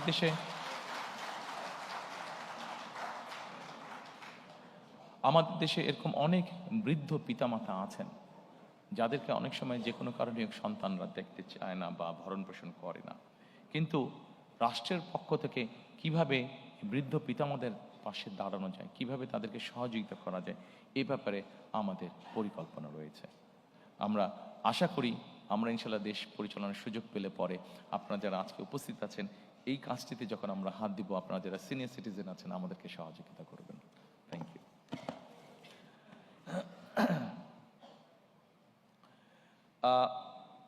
এরপরে আমি আপনাদেরকে অনুরোধ করব, এই বৈষম্যহীন আর্থ সামাজিক উন্নয়নের টেকসই রাষ্ট্রীয় সক্ষমতা অর্জনের এরপরে সেকেন্ড যেটি আছে আমাদের নারীর ক্ষমতায়ন। নারীর ক্ষমতায়নের ব্যাপারে এর আগেই বলেছি যে আমাদের যে ফ্যামিলি কার্ডটা, এটার মূল লক্ষ্য বা উদ্দেশ্যটা কি? মূল লক্ষ্য বা উদ্দেশ্য হচ্ছে, আমরা যদি জিনিসটাকে এইভাবে দেখি, এর আগে বেগম খালেদা জিয়া যতবার রাষ্ট্র পরিচালনা করেছেন, আপনাদের সকলেরই ধারণা আছে যে নারীদের শিক্ষা ব্যবস্থা ক্লাস 1 থেকে 12 পর্যন্ত নারীদের শিক্ষা ব্যবস্থা উনি ফ্রি করেছিলেন। সম্মানিত উপস্থিতিবৃন্দ, আমাদের দেশে এখন যে কোনো স্কুল কলেজ যেখানেই যাই, আমরা যদি এনরোলমেন্ট দেখি, আমরা দেখবো যে ছেলে মেয়ে সমান সমান, ক্ষেত্র বিশেষে মেয়েদের সংখ্যা বেশি বিভিন্ন স্কুল কলেজ সব কিছুতে। এখন শুধু শিক্ষা দিলে তো হবে না, আমি যেটা আগেই বলেছি, শিক্ষার পাশাপাশি তাদেরকে আমাদেরকে অর্থনৈতিকভাবে, সামাজিকভাবে এই নারীদেরকে আমাদেরকে প্রতিষ্ঠিত করতে হবে। এই নারীদেরকে সামাজিক এবং অর্থনৈতিকভাবে প্রতিষ্ঠিত করে, শুধু শিক্ষা আছে, শিক্ষার সাথে সাথে যদি আমরা তাদেরকে অর্থনৈতিকভাবে প্রতিষ্ঠিত করতে পারি, সামাজিকভাবে প্রতিষ্ঠিত করতে পারি, আমরা একটি শক্তিশালী সমাজ গঠন করতে পারবো, যেই সমাজে মানুষ যুক্তি তর্ক দিয়ে চলবে, যেই সমাজে আমরা মনে করি, আমরা আশা করি, যেখানে খুব সুন্দরভাবে আমরা শান্তি স্থাপনের কাজ করতে পারবো। এবং সেজন্যই আমরা ফ্যামিলি কার্ডটি আমরা প্রবর্তন করতে চাই, যেই ফ্যামিলি কার্ডের মাধ্যমে আমরা নারীদেরকে পর্যায়ক্রমিকভাবে ধীরে ধীরে আমরা তাদেরকে অর্থনৈতিকভাবে এবং সামাজিকভাবে তাদেরকে এম্পাওয়ার্ড করতে চাই আমরা। সম্মানিত উপস্থিতিবৃন্দ, আমাদের একটি সেক্টর আছে বাংলাদেশে, যেটিকে আমরা গার্মেন্টস সেক্টর বলি, যেটি নিয়ে আমরা প্রত্যেকটি বাংলাদেশের নাগরিক গর্ব করি। আমরা যখন বিদেশে যাই, যারা বিদেশে থাকি বা বিদেশে যাই, আমরা যখন জামা কাপড় কিনি, যখন লেবেলটা দেখি মেড ইন বাংলাদেশ, আর মুখের মধ্যে সুন্দর একটা হাসি আমাদের ফুটে ওঠে, ভালো লাগে মনের মধ্যে যে এই জামাটা মেড ইন বাংলাদেশ। যখন কোনো ব্র্যান্ডেড শপে আমরা দেখি মেড ইন বাংলাদেশ কাপড়টা, এই গার্মেন্ট শিল্পে বহু নারী কাজ করেন। বলা যায় টোটাল গার্মেন্ট শিল্পে যত মানুষ কাজ করে, যত শ্রমিক কাজ করে, তার 70% বা তার কিছু বেশি নারী শ্রমিক আমাদের। এখন সম্মানিত উপস্থিতিবৃন্দ, শুধু একটি সেক্টরেই কেন আমরা নারী রাখবো? আমাদের নারীরা তো কৃষিতেও কাজ করেন, আমাদের নারীরা তো অন্যান্য অনেক সেক্টরে কাজ করেন। আমাদের একটি লক্ষ্য এবং একটি পরিকল্পনা হচ্ছে যে বাংলাদেশে আমরা গার্মেন্টসের বাইরে আরও নতুন নতুন কতগুলো সেক্টরকে আমরা নিয়ে আসতে চাই, যেখানে নারীদের আরও বেশি সংখ্যক কর্মসংস্থানের সুযোগ হবে। সেটি গার্মেন্টসের মতন অনেক সেক্টর আছে যেগুলোকে আমরা ইজিলি আনতে পারি। সেটি টয় সেক্টর হতে পারে, সেটি লেদার সেক্টর হতে পারে যেখানে নারীরা কাজ করতে পারবেন, সেটি এরকম আরও অনেক সেক্টর আছে যেখানে নারীরা কাজ করতে পারেন। অর্থাৎ আমাদের লক্ষ্য এবং উদ্দেশ্য আছে মোর নাম্বার অফ দেশের যে নারী জনগোষ্ঠী আছে তারা কর্মসংস্থানের ব্যবস্থায় এরকম সেক্টরকে আমাদের ইনভাইট করে দেশের মধ্যে নিয়ে আসা। প্রিয় সহকর্মীবৃন্দ, আমরা বিশ্বাস করি উপস্থিতিবৃন্দ, সম্মানিত উপস্থিতিবৃন্দ, আমরা বিশ্বাস করি যে একজন নারীকে যখন আমরা কর্মসংস্থানের ব্যবস্থা করে দেব, স্বাভাবিকভাবেই প্রকৃতিগত কারণ হিসাবেই তাদেরকে আমাদের আরও কিছু ব্যাপারে সহযোগিতা করা উচিত। তাদের কর্মঘণ্টা কমানো বা বিভিন্নভাবে ডিস্ট্রিবিউট না করে বরঞ্চ আমরা যদি প্রাকৃতিকগতভাবে বিষয়টি বিবেচনা করি, একজন নারীকে তার সন্তানকে অনেক সময় দেখভাল করতে হয়, হয়তো ঘরে হয়তো তার সন্তানকে দেখভাল করার মতন সেই সাপোর্টটা তার নেই, তার কর্মসংস্থানে যাতে তাকে সেই সাপোর্টটা দেওয়া যায় সেই জন্য আমরা কর্মস্থলে ডে কেয়ার এবং বেস্ট ফিডিং কর্নার আমরা কম্পালসারি করতে চাই। অর্থাৎ একজন নারী যখন তার সন্তানকে নিয়ে কর্মস্থলে আসবেন, উনি যে 8 ঘন্টা বা 10 ঘন্টা বা যতক্ষণই উনি কাজ করেন অতটুকু সময় যাতে উনি নিশ্চিন্ত মনে কাজ করতে পারেন সেই ব্যবস্থাটা আমরা এনশিওর করতে চাই।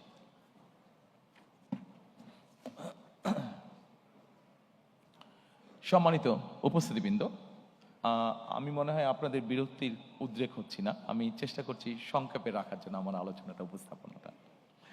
আমি হয়তো ঠিক রেগুলার নর্মালি আপনারা যেভাবে দেখে অভ্যস্ত ম্যানিফেস্টো উপস্থাপন, আমি ঠিক ওভাবে যাচ্ছি না। নর্মালি সাধারণত লাইন বাই লাইন আমাদের নেতৃবৃন্দরা পড়ে যান। আমি যতটুকু বিশ্বাস করি, যতটুকু বুঝি, যতটুকু জানি, যে জিনিসগুলো আমি বিশ্বাস করি আপনাদের সামনে আমি সেই জিনিসগুলোই উপস্থাপনের চেষ্টা করছি। অবশ্যই এর অর্থ এই নয় যে বাকি জিনিসগুলোর সাথে আমি একমত নেই, অবশ্যই বাকি জিনিসগুলোর সাথে আমি একমত। আমার পার্টির নেতৃবৃন্দ, আমাদের এক্সপার্টসরা মিলে সব কিছু তৈরি করেছেন, সবগুলোর সাথেই আমি একমত যে এই সবগুলোই কাজ আমরা পর্যায়ক্রমিকভাবে ইনশাল্লাহ করব।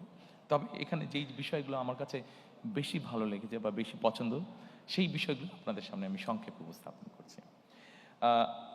সম্মানিত উপস্থিতবৃন্দ, আসুন এরপরে কৃষি এবং খাদ্য।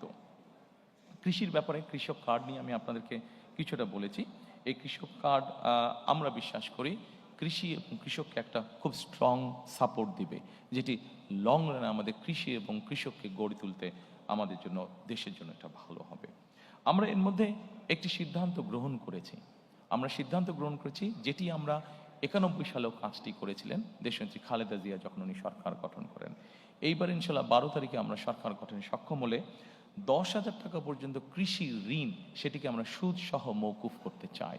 আমরা হিসাব করে দেখেছি, আমাদের কাছে যে স্ট্যাটিস্টিক্স আছে, আমরা হিসাব করে দেখেছি যে এই মুহূর্তে যত ঋণ আছে 10,000 টাকা পর্যন্ত কৃষি ঋণ যদি আমরা মওকুফ করি, সেটা সরকারের এমন কিছু চাপ পড়বে না। কাজে কৃষকদেরকে একটা সাপোর্ট দেওয়ার জন্য এই কাজটি আমরা করতে চাই। সম্মানিত উপস্থিতিবৃন্দ, আমরা একটি কাজ শুরু করতে চাই। এই কাজটি পরিবেশের সাথে সম্পর্কিত, এই কাজটি কৃষির সাথে সম্পর্কিত, এই কাজটি প্রকৃতির অনেক কিছুর সাথে সম্পর্কিত। সেটা হচ্ছে খাল খনন কর্মসূচি আমরা শুরু করতে চাই। খাল খনন কর্মসূচি আমরা দেখেছি দেশে গ্রামে যেরকম পপুলার, একইভাবে শহর অঞ্চলগুলোতেও খাল খনন কর্মসূচি অনেক পপুলার। এবং খাল খনন কর্মসূচি আমরা কেন তৈরি করতে চাই, আমি আপনাদেরকে সংক্ষেপে কয়েকটি উদাহরণ দিতে চাই। সম্মানিত উপস্থিতিবৃন্দ, আমাদের খাল খনন কর্মসূচি যে পরিকল্পনা আছে, সেই পরিকল্পনার মধ্যে 20,000 কিলোমিটার ক্যানেল ডিগিং আমরা করতে চাই সারা দেশ মিলে। এখন এর অনেকগুলো কারণ আছে, আমি খুব সংক্ষেপে আপনাদেরকে একটি উদাহরণ দিয়ে বোঝানোর চেষ্টা করতে চাই। আপনাদের নিশ্চয়ই অনেকের মনে আছে 1 বছর আগে হঠাৎ করে একটি ফ্লাড হয়েছিল নোয়াখালী অঞ্চলে, গ্রেটার নোয়াখালী অঞ্চলে। দয়া করে আপনারা সকলে একটা সুইমিং পুলের কথা চিন্তা করুন, যে এই সুইমিং পুলটার radius 50 square mile, average depth হচ্ছে 7 ফিট। আমরা যদি এরকম একটা সুইমিং পুল চিন্তা করি, সেই নোয়াখালী অঞ্চলে যেই বন্যাটা হয়েছিল, আমরা যদি পুরোটাকে এরকম একটা সুইমিং পুল চিন্তা করি, তাহলে চিন্তা করে দেখবেন ওই পানি যেটা হয়েছিল সেটা কিন্তু 15 দিন পরে চলে গিয়েছিল। কিন্তু আমরা যদি একটা 50 স্কোয়ার মাইলের একটা সুইমিং পুল, যেটার এভারেজ ডেপথ হচ্ছে 7 ফিট, আমরা যদি এই পরিমাণ পানিকে, যেই পানিটি আমাদের কাছে থাকবে যতক্ষণ আমাদের প্রয়োজন, 7-15 দিনে চলে যাবে না, যদি আমরা এই পানিটিকে ধরে রাখতে চাই, ধরে রাখার ব্যবস্থা করতে চাই, তাহলে আমাদেরকে অবশ্যই খাল খনন করতে হবে। প্রিয় উপস্থিতিবৃন্দ, খাল খনন আমাদেরকে আরেকটি কারণে করতে হবে। আমরা বাংলাদেশের যে কোনো জায়গায় যাই না কেন, এখন নলকূপের জন্য বোরিং করি না কেন, আমাদেরকে অনেক ভেতরে যেতে হয়। অর্থাৎ সারফেস ওয়াটার এত পরিমাণ আমরা ব্যবহার করেছি যে এখন আন্ডারগ্রাউন্ড ওয়াটারও ব্যবহার করতে করতে আমাদের ওয়াটার লেভেল অনেক নিচে চলে গিয়েছে। আমরা যদি এই ওয়াটারটাকে রিচার্জ না করি, তাহলে আমাদেরকে আগামী কয়েক বছর পরে ভীষণ বিপদে পড়তে হবে। খাল খনন হচ্ছে এটির অন্যতম আরেকটি কারণ। আমাদের একটি প্রবলেম আছে, আর্সেনিক প্রবলেম। বাংলাদেশের বিভিন্ন অঞ্চলে আর্সেনিক প্রবলেম আছে। আপনি যত আন্ডারগ্রাউন্ড ওয়াটার টেনে তুলবেন, আর্সেনিক আস্তে আস্তে উপরে আসতে শুরু করবে। আপনি যত ওয়াটার রিচার্জ করবেন, আস্তে আস্তে আর্সেনিকটা ডাইলিউট হতে লাগবে, নিচে চলে যেতে লাগবে। কাজেই বিভিন্ন বিষয়ে যদি আমরা বিবেচনা করি, সম্মানিত উপস্থিতি, কিন্তু আপনারা নিশ্চয়ই লক্ষ্য করেন অনেক সময় যখন ঢাকা থেকে একটু বাইরে টেরে যান, আপনারা বাই রোড যান, আপনারা খেয়াল করে দেখবেন রাস্তার দুই ধারে কম বেশি যেই গাছগুলো থাকে, দেখবেন গাছগুলো কেমন যেন নেতিয়ে পড়েছে। এই নেতিয়ে পড়ার আরেকটা কারণ হচ্ছে ওই এলাকায় যে আন্ডারগ্রাউন্ড ওয়াটার লেভেল আছে এত নিচে চলে গিয়েছে যে গাছগুলো তার শিকড় আর নিচে পাঠাতে পারে না, এত নিচে চলে গিয়েছে।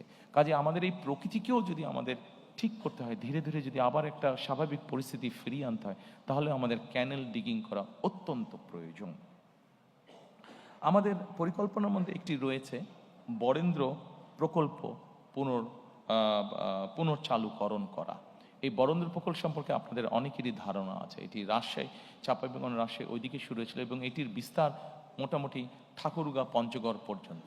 এই বরেন্দ্র প্রকল্প চালু করার পরে আমাদের পুরো উত্তরাঞ্চলের কৃষির উৎপাদনই একদম পাল্টে গিয়েছিল।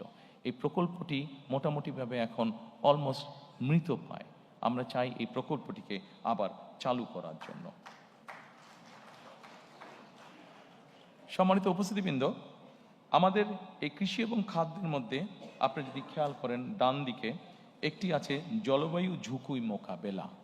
জলবায়ু ঝুঁকি মোকাবেলা আমরা সিদ্ধান্ত গ্রহণ করেছি, আমরা পরিকল্পনা গ্রহণ করেছি যে এই ঝুঁকিটা আমাদের জন্য অত্যন্ত রিস্কি একটা ঝুঁকি। আমরা যদি দেখি আমাদের দক্ষিণাঞ্চল যেভাবে গাছপালা মরে যাচ্ছে, দক্ষিণাঞ্চলে যেভাবে নদী নালা শুকিয়ে যাচ্ছে, যেভাবে সমুদ্রের পানি উপরে উঠে আসছে, আমরা যদি দেখি আমাদের সারা বাংলাদেশে কিভাবে ফরেস্টেশন ধীরে ধীরে কমে যাচ্ছে, তাহলে আমাদেরকে ইমিডিয়েট এই কাজটিতে হাত দিতে হবে। এবং আমরা ঠিক করেছি 5 বছরে আমরা চেষ্টা করব, 5 বছরে আমরা চেষ্টা করব, যদিও খুব অ্যাম্বিশিয়াস প্রোগ্রাম, তারপরে আমাদের পরিকল্পনা আছে এবং 5 বছরে আমরা চেষ্টা করছি প্রায় 50 কোটির কাছাকাছি বৃক্ষরোপণ করার জন্য। এরই ভিতরে আমাদের যারা এক্সপার্ট আছেন তারা মোটামুটিভাবে কাজ করেছেন যে কোন এলাকার কোন বৃক্ষটা ভালো হবে, সেভাবে আমরা আমাদের পরিকল্পনা সাজিয়েছি। কাজেই টেকনাফে যে বৃক্ষটা হবে, তেঁতুলিতেও সেটা হতে পারে, কিন্তু অত ভালো হবে না, কারণ ওখানকার সয়েল ইজ ডিফারেন্ট, ক্লাইমেট আবহাওয়া কিছুটা ডিফারেন্ট। সেই জন্য আমরা সেভাবেই চিন্তা ভাবনা করেছি। এবং আরেকটি জিনিস করেছি, এখন যেটা মডার্ন যুগে করা যায়, আপনি স্যাটেলাইট ইমেজ দিয়ে আপনি কোনো জায়গায় যদি 500 গাছ লাগান, আপনি যদি 500 গাছের চারা ওখানে রোপণ করতে চান, ওখানে 500 চারা রোপণ হলো কি হলো না, আপনি স্যাটেলাইট ইমেজ দিয়ে কিন্তু ওটা ঘরে বসে আপনি দেখতে পারবেন, মনিটর করতে পারবেন। সেজন্য এই সুবিধাটাও আমাদের আছে। তো আমাদেরকে জলবায়ুর ঝুঁকি মোকাবেলা করার জন্য আমাদেরকে জলবায়ুর উপযোগী যেই গাছগুলো আছে সেগুলো লাগাতে হবে, সেগুলো রোপণ করতে হবে। যেমন আমরা যদি ঢাকা শহরে, এই বোধহয় গত পরশুদিনও আমরা কোনো একটা নিউজে আমি দেখলাম যে ঢাকা শহর বোধহয় পলিউশনে আবার বোধহয় কয়েকটার মধ্যে প্রথম বা দ্বিতীয় তৃতীয় এরকম হয়েছে। কাজেই এই ঢাকা শহরের এয়ারকেও যদি ফিল্টার করতে হয়, আপনাদের নিশ্চয়ই অনেকের জানা আছে যে নিম গাছ সাধারণত অন্য নর্মাল গাছের থেকে 3 গুণ বেশি অক্সিজেন প্রডিউস করে। কাজে আমরা যদি নিম গাছ প্রচুর পরিমাণে ঢাকা শহরে লাগাতে সক্ষম হই, রোপণ করতে সক্ষম হই, তাহলে আমরা কিছুটা হলেও আমাদের ঢাকা শহরের বাতাসকে আমরা ফিল্টার করতে পারবো। অবশ্যই এর বাইরে আমাদেরকে অনেকগুলো স্টেপ গ্রহণ করতে হবে, যেমন ডিজেল ইঞ্জিনের ব্যবহার কমিয়ে আনতে হবে, ফসিল ফুয়েল যেগুলোতে ব্যবহার হয় সেগুলো আমাদেরকে কমিয়ে আনতে হবে, আমাদেরকে ইলেকট্রিক ভেহিকলকে মোর এনকারেজ করতে হবে। সম্মানিত উপস্থিতিবৃন্দ, আমাদের কৃষিতে একটি বিরাট বড় সমস্যা আছে, সেটি হচ্ছে কৃষক এবং বাজারের সরাসরি যে সংযোগটা, এটা বিভিন্ন কারণে আমাদের পক্ষে হয়তো গড়ে তোলা সম্ভব হয়নি। আমাদের পরিকল্পনা আছে যে কিভাবে কৃষক এবং বাজারকে আমরা সরাসরি সম্পৃক্ত করতে পারি, অর্থাৎ মিডলম্যানের যে প্রকৃতি আছে সেটাকে কিভাবে কমিয়ে আনা যায় এবং একই সাথে ট্রান্সপোর্টেশন কস্ট কিভাবে কমিয়ে আনা যায়, এই বিষয়টি আমাদের পরিকল্পনার মধ্যে আছে। সো দ্যাট তাহলে কৃষিজাত উৎপন্ন যে দ্রব্যগুলো সেগুলোর দামটা আমরা কমিয়ে আনতে পারবো। সেটাকে দাম যদি আমরা কমিয়ে আনতে পারি তা আমরা মানুষের কাছে কম মূল্যে আমরা পৌঁছে দিতে সক্ষম হব। আমাদের আরেকটি বড় পরিকল্পনা আছে বা বড় সমস্যা আছে, সেই জন্যই আমরা পরিকল্পনা গ্রহণ করেছি। সেটি হচ্ছে আমাদের দেশের বিভিন্ন জায়গায় বিভিন্ন ফল ফলাদি শাক সবজি এগুলো উৎপাদিত হচ্ছে, কিন্তু আমাদের কৃষকরা কোনো শাক সবজি ফল ফলাদি হয়তো 7 দিন 15 দিন বা 1 মাসের জন্য এটাকে রেফ্রিজারেট করতে হবে, কিন্তু সেই রেফ্রিজারেট করার সিস্টেমটা আমাদের এখানে নেই, এবং যেটাকে হিমাগার বা কোল্ড স্টোরেজ বলে। আমরা এর মধ্যে কাজ করেছি যে কোথায় কোথায় আমাদের কি কি উৎপাদিত হয়, কোথায় কোথায় কিভাবে, যেমন আমাদের চাঁপাই নবাবগঞ্জে বা রাজশাহীতে প্রচুর পরিমাণে আম হয়, আমটাকে কিভাবে প্রিজার্ভ করা সম্ভব হতে পারে সেইভাবে আমরা সেখানে হিমাগারটা তো করে তুলব। যেখানে আমাদের টমেটো হচ্ছে, সেই সিলেট অঞ্চল ধরে যে বিভিন্ন জায়গায় আমাদের টমেটো হচ্ছে, এই টমেটোগুলো আমরা একসময় দেখি যে কৃষকরা ফেলে দেয় বা গরু ছাগল খায়, কারণ সে প্রপার দাম পাচ্ছে না, কারণ একটা সার্টেন টাইমের পরে সে যে ওটাকে রেফ্রিজারেট করবে সেই অবস্থাটা নেই। কাজে এই সবগুলো জিনিসকে আমরা মার্ক করেছি এবং ধীরে ধীরে আমরা এই হিমাগার সিস্টেম বা রেফ্রিজারেট সিস্টেমটাকে আমরা গড়ে তুলতে চাই। সম্মানিত উপস্থিতিবৃন্দ, এরপরে আমি আপনাদেরকে অনুরোধ করব কর্মসংস্থান ও যুব উন্নয়নটি দেখার জন্য। কর্মসংস্থান এবং যুব উন্নয়ন, আমাদের প্রায় 27 লক্ষ বেকার আছে, এর মধ্যে 9 লক্ষ হচ্ছে আমাদের শিক্ষিত বেকার। প্রতি বছর বেকারের সংখ্যা বাড়ছে বই কমছে না।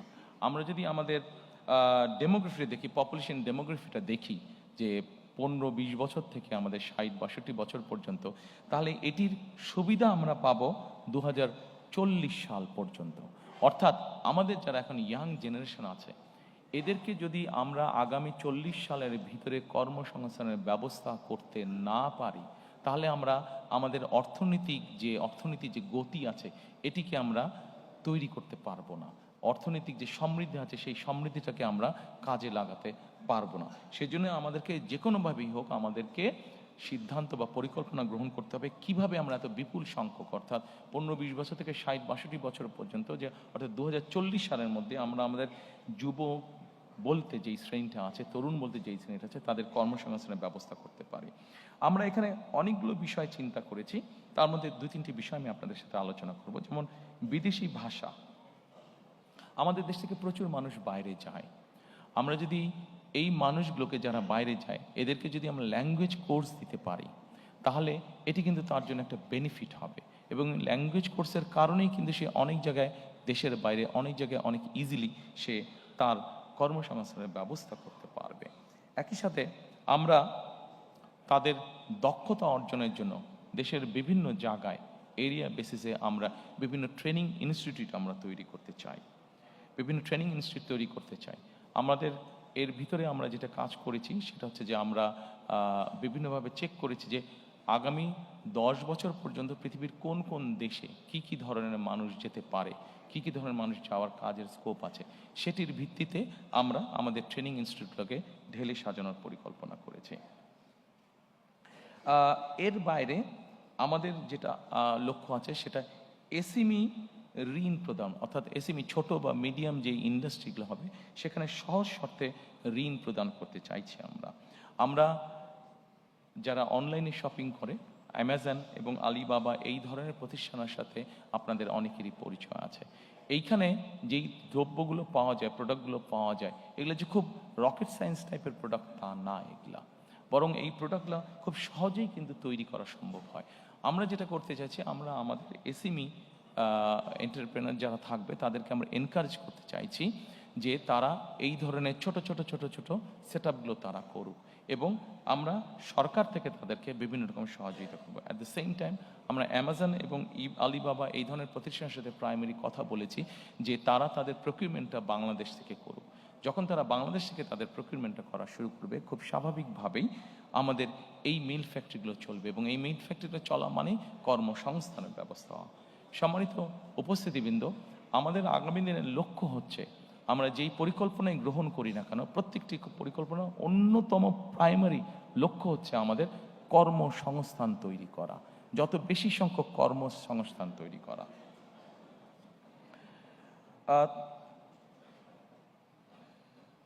এর বাইরে আমাদের পরিকল্পনা আছে আন্তর্জাতিক, আমাদের ইয়াং জেনারেশনের অনেকেই অনলাইনে বা আইটিতে কাজ করে থাকে, কিন্তু তাদের পেমেন্টের ক্ষেত্রে বিভিন্ন রকম পেমেন্ট সেটার ক্ষেত্রে বিভিন্ন রকম সমস্যা হয়ে থাকে। আমরা সেই জন্য আন্তর্জাতিক পেমেন্ট যে সুবিধা আছে, পেপাল সহ এই ধরনের সুবিধাগুলো আছে, এগুলোকে আমরা ইনভাইট করছি, এগুলোকে আমরা দেশে নিয়ে আসতে চাইছি।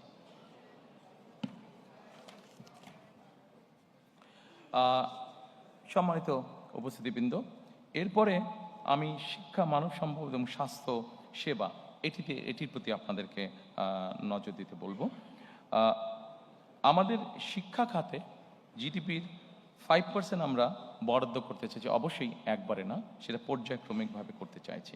আমরা ফ্রি ওয়াইফাই বিভিন্ন ইম্পর্টেন্ট জায়গাগুলোতে ফ্রি ওয়াইফাই আমরা ইন্ট্রোডিউস করতে চাইছি। আপনারা বলতে পারেন যে ফ্রি ওয়াইফাই এত সহজ নাকি দেওয়া? এটার জিনিসটা এমন হবে, কেউ যদি কোথাও ফ্রি ওয়াইফাইটা ব্যবহার করতে চায়, সে লগ ইন করার পরে তাকে ছোট একটি অ্যাড দেখতে হবে। অ্যাডটি ভালো লাগুক বা না লাগুক, অ্যাডটি তাকে দেখতে হবে। এই জন্য অ্যাডটি দেখতে হবে যে অ্যাডের মাধ্যমে ওখানকার যে খরচটা, সেই খরচটা উঠে আসবে, এবং তারপরে সে হয়তো 1 ঘন্টা বা 1.5 ঘন্টা সেই ফ্রি ওয়াইফাইটি ব্যবহার করতে পারবে। এর বাইরে আমরা ওয়ান টিচার ওয়ান ট্যাব, আমাদের প্রথমে প্রাইমারি স্কুল এবং তারপরে সেকেন্ডারি স্কুলে যত টিচার আছেন তাদেরকে আমরা পর্যায়ক্রমিকভাবে একটি ট্যাবের আন্ডারে নিয়ে আসতে চাইছি, যার মাধ্যমে তারা যেমন শিক্ষা দিতে পারবেন, একইভাবে তাদেরকে কোনো ট্রেনিং ইনস্ট্রাকশন দিতে হলে সেই ট্যাবের মাধ্যমে তাদেরকে আমরা সেন্ট্রালি সেই কাজটি আমরা করতে পারবো। আমরা প্রাথমিক এবং মাধ্যমিক শিক্ষা ব্যবস্থায় স্কুল ইউনিফর্ম ইন্ট্রোডিউস করতে চাচ্ছি। অবশ্যই এটা আমরা সরকারের পক্ষ থেকে এই ইউনিফর্মটি দিতে চাচ্ছি। এই ইউনিফর্মটি দেওয়ার একটা অন্যতম কারণ হচ্ছে, স্বাভাবিকভাবে সবাই যখন একই ইউনিফর্ম পরবে তখন বাচ্চাদের মধ্যে একটা ডিসিপ্লিন আসে, একটা ইউনিটি আসে, সেই মানসিকতাটা আমরা গড়ে তুলতে চাইছি। এরপরে আমি আপনাদেরকে দৃষ্টি আকর্ষণ করতে চাইছি যে স্বাস্থ্য সেবাতে আমি চেষ্টা করছি একটু দ্রুত যেতে, অনেকক্ষণ সময় আছে, অনেকের ধৈর্য চ্যুতি হচ্ছে। আমি এরপরে স্বাস্থ্যতে আসতে চাচ্ছি। সম্মানিত উপস্থিতিবৃন্দ, স্বাস্থ্যতে আমরা যেটা মনে করি, দেখুন বাংলাদেশ 20 কোটি মানুষ, আমরা হয়তো অনেক কিছু বলতে পারি, কিন্তু 20 কোটি মানুষকে স্বাস্থ্যসেবা দেওয়া কোয়াইট কস্টলি ম্যাটার। কিন্তু তার আগে যদি আমরা কাজ করি, যেটা এখন ইউরোপে তারা করছে, ইউরোপও তার ছোট ছোট দেশ, অল্প অল্প পপুলেশন, কিন্তু তারাও স্বাস্থ্যসেবা সম্পূর্ণ দিকে হিমশিম খাচ্ছে, সেখানে বাংলাদেশের মতন দেশকে হিমশিম খেতেই হবে। সেই জন্য আমরা যেটা জোর দিতে চাইছি সেটা হচ্ছে প্রিভেনশনের উপরে আমরা জোর দিতে চাচ্ছি। অর্থাৎ আমরা যদি একটা মানুষকে প্রথমেই অসুস্থ হওয়া থেকে বাঁচাতে পারি, তাহলে অবশ্যই সেই মানুষটি আর হসপিটালে যাচ্ছে না, হসপিটালে না গেলে হসপিটালের উপরে চাপটা কম পড়ছে। কাজেই এই কাজটি করার জন্য, প্রিভেনশনটাকে আমরা করার জন্য আমরা প্রায় 1 লক্ষের মতন স্বাস্থ্যকর্মী নিয়োগ দিতে চাচ্ছি সারা দেশে, যেই স্বাস্থ্যকর্মীদের অধিকাংশ হবেন নারী। এই স্বাস্থ্যকর্মীরা মানুষের বাসায় বাসায় যাবে, গ্রামে গ্রামে বাসায় বাসায় যাবে, শহরেও বাসায় বাসায় যাবে, গিয়ে তাদেরকে স্বাস্থ্যসেবাটা ঘরে দেবে এবং তাদেরকে অ্যাওয়্যার করবেন যে এটা কাজ না করলে ডায়াবেটিক হবে না, এটা কাজ না করলে হাই প্রেশার বা কার্ডিয়াক প্রবলেম হবে না, এটা কাজ না করলে কিডনি প্রবলেম হবে না। এই ধরনের জিনিসগুলোকে তারা অ্যাওয়্যার করবেন। তার ফলে আমরা চাচ্ছি যে প্রথমেই যদি একজন মানুষকে অসুস্থ হওয়া থেকে বাঁচানো যায়, তাহলে সরকারের যে রিসোর্স আছে সেটার উপর চাপটা কম পড়বে। যেই রিসোর্স আছে সেটা দিয়ে যারা সত্যিকারভাবে অসুস্থ হবেন তাদেরকে কিছুটা হলেও বেটার ট্রিটমেন্ট দেওয়া যায়। আমরা প্রাইভেট পার্টনারশিপ একটি বিষয় চিন্তা করছি। এটা সকল অসুখ বিসুখের ক্ষেত্রে না, এগুলো যেটা প্রাণঘাতী, যেমন ক্যান্সার আছে, যেমন কার্ডিয়াক প্রবলেম আছে, এই ধরনের যেগুলো আছে, বা কিডনি ডায়ালিসিস আছে, এই ধরনের যেগুলো সিরিয়াস অসুখ বিসুখ আছে, সেগুলোর ক্ষেত্রে আমরা প্রাইভেট পার্টনারশিপের কথা চিন্তা করছি। অর্থাৎ আমরা যদি সরকারি হাসপাতালে দেখি যে একটা লম্বা কিউ আছে, সরকারি হাসপাতালে যে ফ্যাসিলিটি দিচ্ছে সেটা সবাইকে দিতে পারছে না, কাজে সেখান থেকে কিছু রুগী নিয়ে একই ফ্যাসিলিটি যেখানে প্রাইভেট হসপিটাল আছে, যেটা স্ট্যান্ডার্ড মেনটেন করতে পারবে, আমরা সেই রুগীটাকে নিয়ে সেখানে ট্রান্সফার করে দিতে যাচ্ছি, সেটার কস্টটা সরকারের পক্ষ থেকে বিয়ার করা হবে। এইভাবে আমরা পাবলিক পার্টনারশিপ তৈরি করতে যাচ্ছি সিলেক্টেড কিছু অসুস্থতার ক্ষেত্রে, সিলেক্টেড কিছু অসুখ যেগুলা লাইফ সেভিং সর্ট অফ যেগুলো রিস্ক হয়ে যায় মানুষের জন্য, সেই ধরনের অসুখ বিসুখের ক্ষেত্রে আমরা এই কাজটি করতেছি, জ্বর সর্দি কাশির ক্ষেত্রে নয়।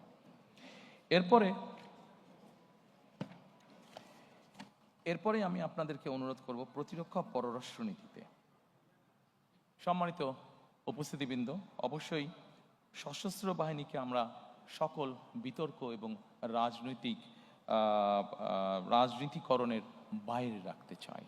আমরা যদি সত্যিকারভাবে আমাদের একটি শক্তিশালী সশস্ত্র বাহিনী গড়ে তুলতে চাই, তাহলে অবশ্যই আমাদেরকে পেশাদারিত্ব বা প্রফেশনালিজমের উপরে জোর দিতে হবে, এবং অবশ্যই তাদেরকে সকল রাজনীতিকরণের বাইরে আমাদেরকে রাখতে হবে।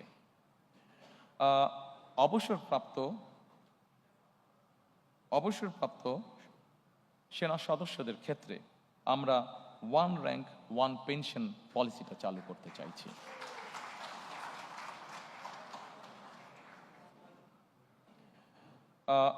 সম্মানিত উপস্থিতিবৃন্দ,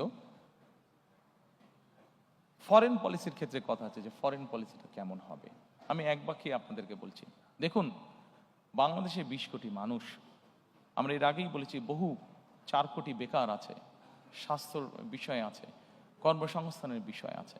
আমাদের ফরেন পলিসিটা খুব সংক্ষেপে যদি বলি সেটাই হবে, অর্থাৎ আমার দেশের স্বার্থ, আমার দেশের মানুষের স্বার্থ রক্ষা করে যাদের বন্ধুত্ব সহযোগিতা পেলে আমরা আমাদের দেশে নতুন ব্যবসা বাণিজ্য প্রতিষ্ঠিত করতে পারবো, আমার দেশের মানুষের কর্মসংস্থানের ব্যবস্থা করতে পারবো, আমাদের দেশের অর্থনৈতিক অবস্থা শক্তিশালী হবে। অবশ্যই আমার দেশের স্বাধীনতা এবং সার্বভৌমত্ব অক্ষুণ্ণ রাখবে। এইটার ভিত্তিতেই আমরা আমাদের পররাষ্ট্রনীতি পরিচালিত করব, অর্থাৎ আমার দেশের মানুষের সমস্যার সমাধান করে আমার দেশের স্বাধীনতা এবং সার্বভৌমত্ব অক্ষুণ্ণ রেখেই আমাদের সাথে যাদের বন্ধুত্ব করা সম্ভব, অবশ্যই আমরা তাদের সাথে বন্ধুত্ব করব। আমাদের সামনে একটি বিরাট পররাষ্ট্রনীতিতে একটি বিরাট সমস্যা আছে, এটি মানবিক সমস্যা, সেটিকে আমরা সকলেই জানি, সেটি হচ্ছে রোহিঙ্গা সমস্যা যেটি আছে। আমাদের নিজেদের দেশের জনসংখ্যা প্রায় 20 কোটি। এই জনসংখ্যাকে আমাদের কর্মসংস্থানের ব্যবস্থা, খাদ্যের সংস্থা, চিকিৎসা ব্যবস্থা, সকল কিছু করতে হবে। আমাদের প্রায় 1.2 মিলিয়নের মতন আমাদের রোহিঙ্গা আছে। তারাও মানুষ, মানবিক দৃষ্টিকোণ থেকে অবশ্যই তাদের দেশে যে অবস্থা, আমরা এখানে বাংলাদেশ তাদেরকে আশ্রয় দিয়েছে, অবশ্যই আমরা তাদেরকে দেখব, কিন্তু অ্যাট দ্য সেম টাইম আমরা চাবো যে তাদের এলাকায়, তাদের ঘরে তাদের জন্য সেফ একটা সিচুয়েশন তৈরি হোক এবং ধীরে ধীরে তারা তাদের এলাকায় ফিরে যাক। অর্থাৎ আমরা রোহিঙ্গা প্রত্যাবর্তন, সেফ প্রত্যাবর্তন আমরা নিশ্চিত করতে চাই। সম্মানিত উপস্থিতিরা, আমাদের পদ্মা, তিস্তা সহ বিভিন্ন নদীর পানির বন্টনের আমাদের কিছু অসুবিধা আছে। আমরা চাই যাদের সাথে আমাদের এই অসুবিধা আছে তাদের সাথে বসে আলোচনা করে আমরা এই সমস্যার সমাধান করতে চাই, যাতে আমার দেশের মানুষ তার পানির ন্যায্য হিসা পেতে পারে। আমরা আমাদের পররাষ্ট্র মন্ত্রণালয়কে মোর অ্যাক্টিভ করার মাধ্যমে আমাদের যে প্রায় 1.5 কোটি প্রবাসী বিদেশে আছেন, তারা যাতে আরও বেটারভাবে ট্রিটেড হন, সেই বিষয়ে আমরা উদ্যোগ গ্রহণ করতে চাই। আমাদের যে বিভিন্ন দূতাবাসগুলো আছে সেগুলোকে মোর মডার্নাইজ এবং মোর অ্যাক্টিভ করার মাধ্যমে।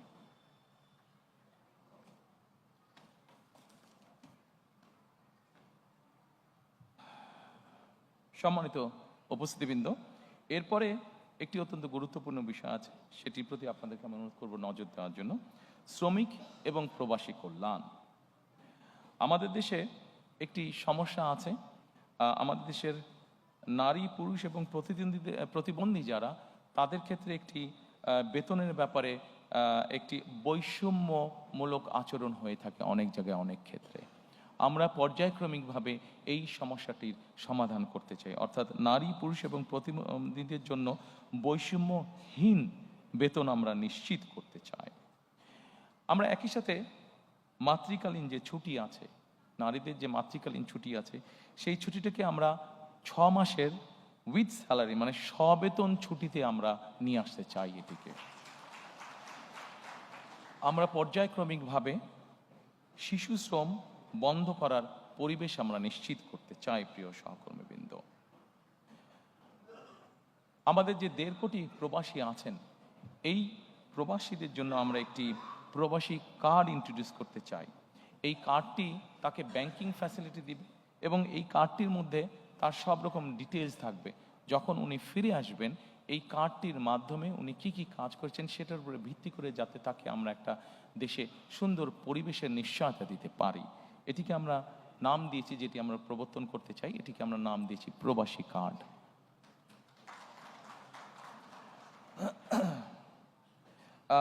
এর বাইরে আমরা প্রবাসীদের জন্য রেমিটেন্স প্রণোদনা দিতে চাই।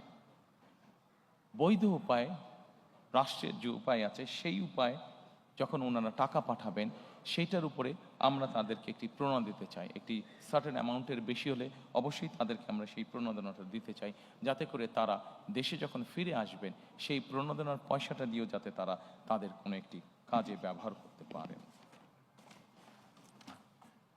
সম্মানিত উপস্থিতিবৃন্দ, এরপরে আমি আপনাদেরকে আমাদের এইটার বৈষম্যহীন আর্থসামাজিক উন্নয়নের টেকসই রাষ্ট্রীয় সক্ষমতার লাস্ট যেই আমাদের প্যারাটা আছে সেখানে আমি আপনাদের দৃষ্টি আকর্ষণ করছি। এখানে আছে আমাদের সবুজ বিপ্লব। এই সবুজ বিপ্লবের মধ্যে আমি আগেই বলেছি 5 বছরে আমরা 25 কোটি বৃক্ষ করতে চাই, বৃক্ষরোপণ আমরা করতে চাই। একই সাথে 5 বছর 25 কোটি বৃক্ষরোপণ করতে একই সাথে আমরা 2030 সালের মধ্যে শতকরা 20% বিদ্যুৎ আমরা নবায়নযোগ্য অর্থাৎ সোলার বলতে যেটা হয় সোলার পাওয়ার থেকে আমরা উৎপাদন করতে চাই। একটি গুরুত্বপূর্ণ কাজ আছে যেখান থেকে আমরা একটি বৈদেশিক মুদ্রা অর্জন করতে পারি।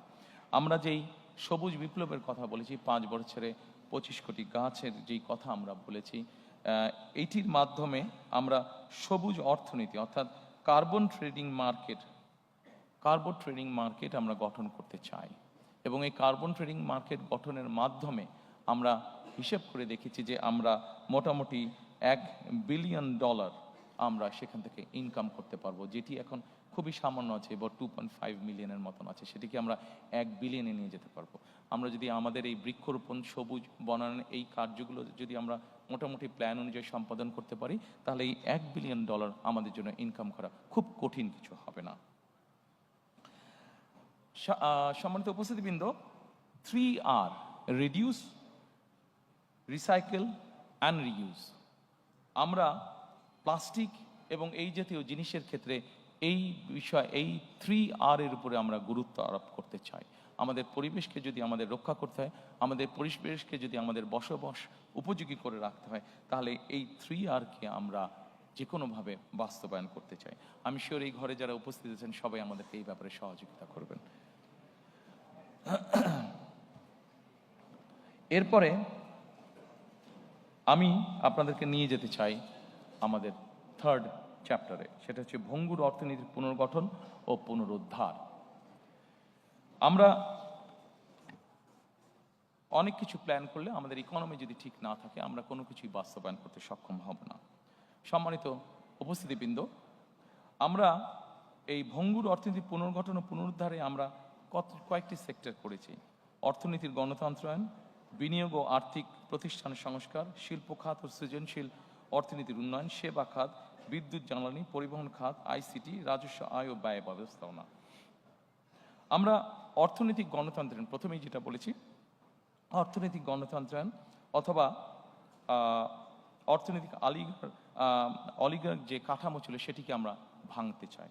অর্থনৈতিক গণতন্ত্রায়নটা কি? অর্থনৈতিক গণতন্ত্র হচ্ছে কতিপয় কোনো বিজনেস হাউসের মধ্যে না রেখে বরঞ্চ আমরা গণতন্ত্রটাকে অর্থনীতিকে আমরা ডিস্ট্রিবিউট করতে চাই, যেখানে কম বেশি সকল মানুষের একটি এন্ট্রি থাকবে, সকল মানুষের অধিকার থাকবে গণতন্ত্রতে নিজের কন্ট্রিবিউশনটা করার মতন। অর্থাৎ সকলের অংশগ্রহণমূল্য এবং সবার জন্য উন্মুক্ত একটা অর্থনীতি আমরা গড়ে তুলতে চাই। সম্মানিত উপস্থিতিবৃন্দ, একজন রাজনৈতিক কর্মী হিসাবে আমার যেটি অবজারভেশন, যে কোনো দেশের অর্থনৈতিক বুনিয়াদ তখনই শক্তিশালী হয়, অর্থনৈতিক স্থিতিশীলতা তখনই হয় যখন সেই দেশের মধ্যবিত্ত শ্রেণীটি অনেক বড় আকার ধারণ করে। আমাদের পরিকল্পনা হচ্ছে অর্থনীতির ক্ষেত্রে আমরা বাংলাদেশের মধ্যবিত্ত শ্রেণী বলতে, যেটি কয়েক বছর আগেও প্রায় ধ্বংসপ্রাপ্ত ছিল, সেই মধ্যবিত্ত শ্রেণীটিকে আমরা অর্থনৈতিকভাবে ধীরে ধীরে ধীরে ধীরে শক্তিশালী করে গড়তে তুলতে চাই।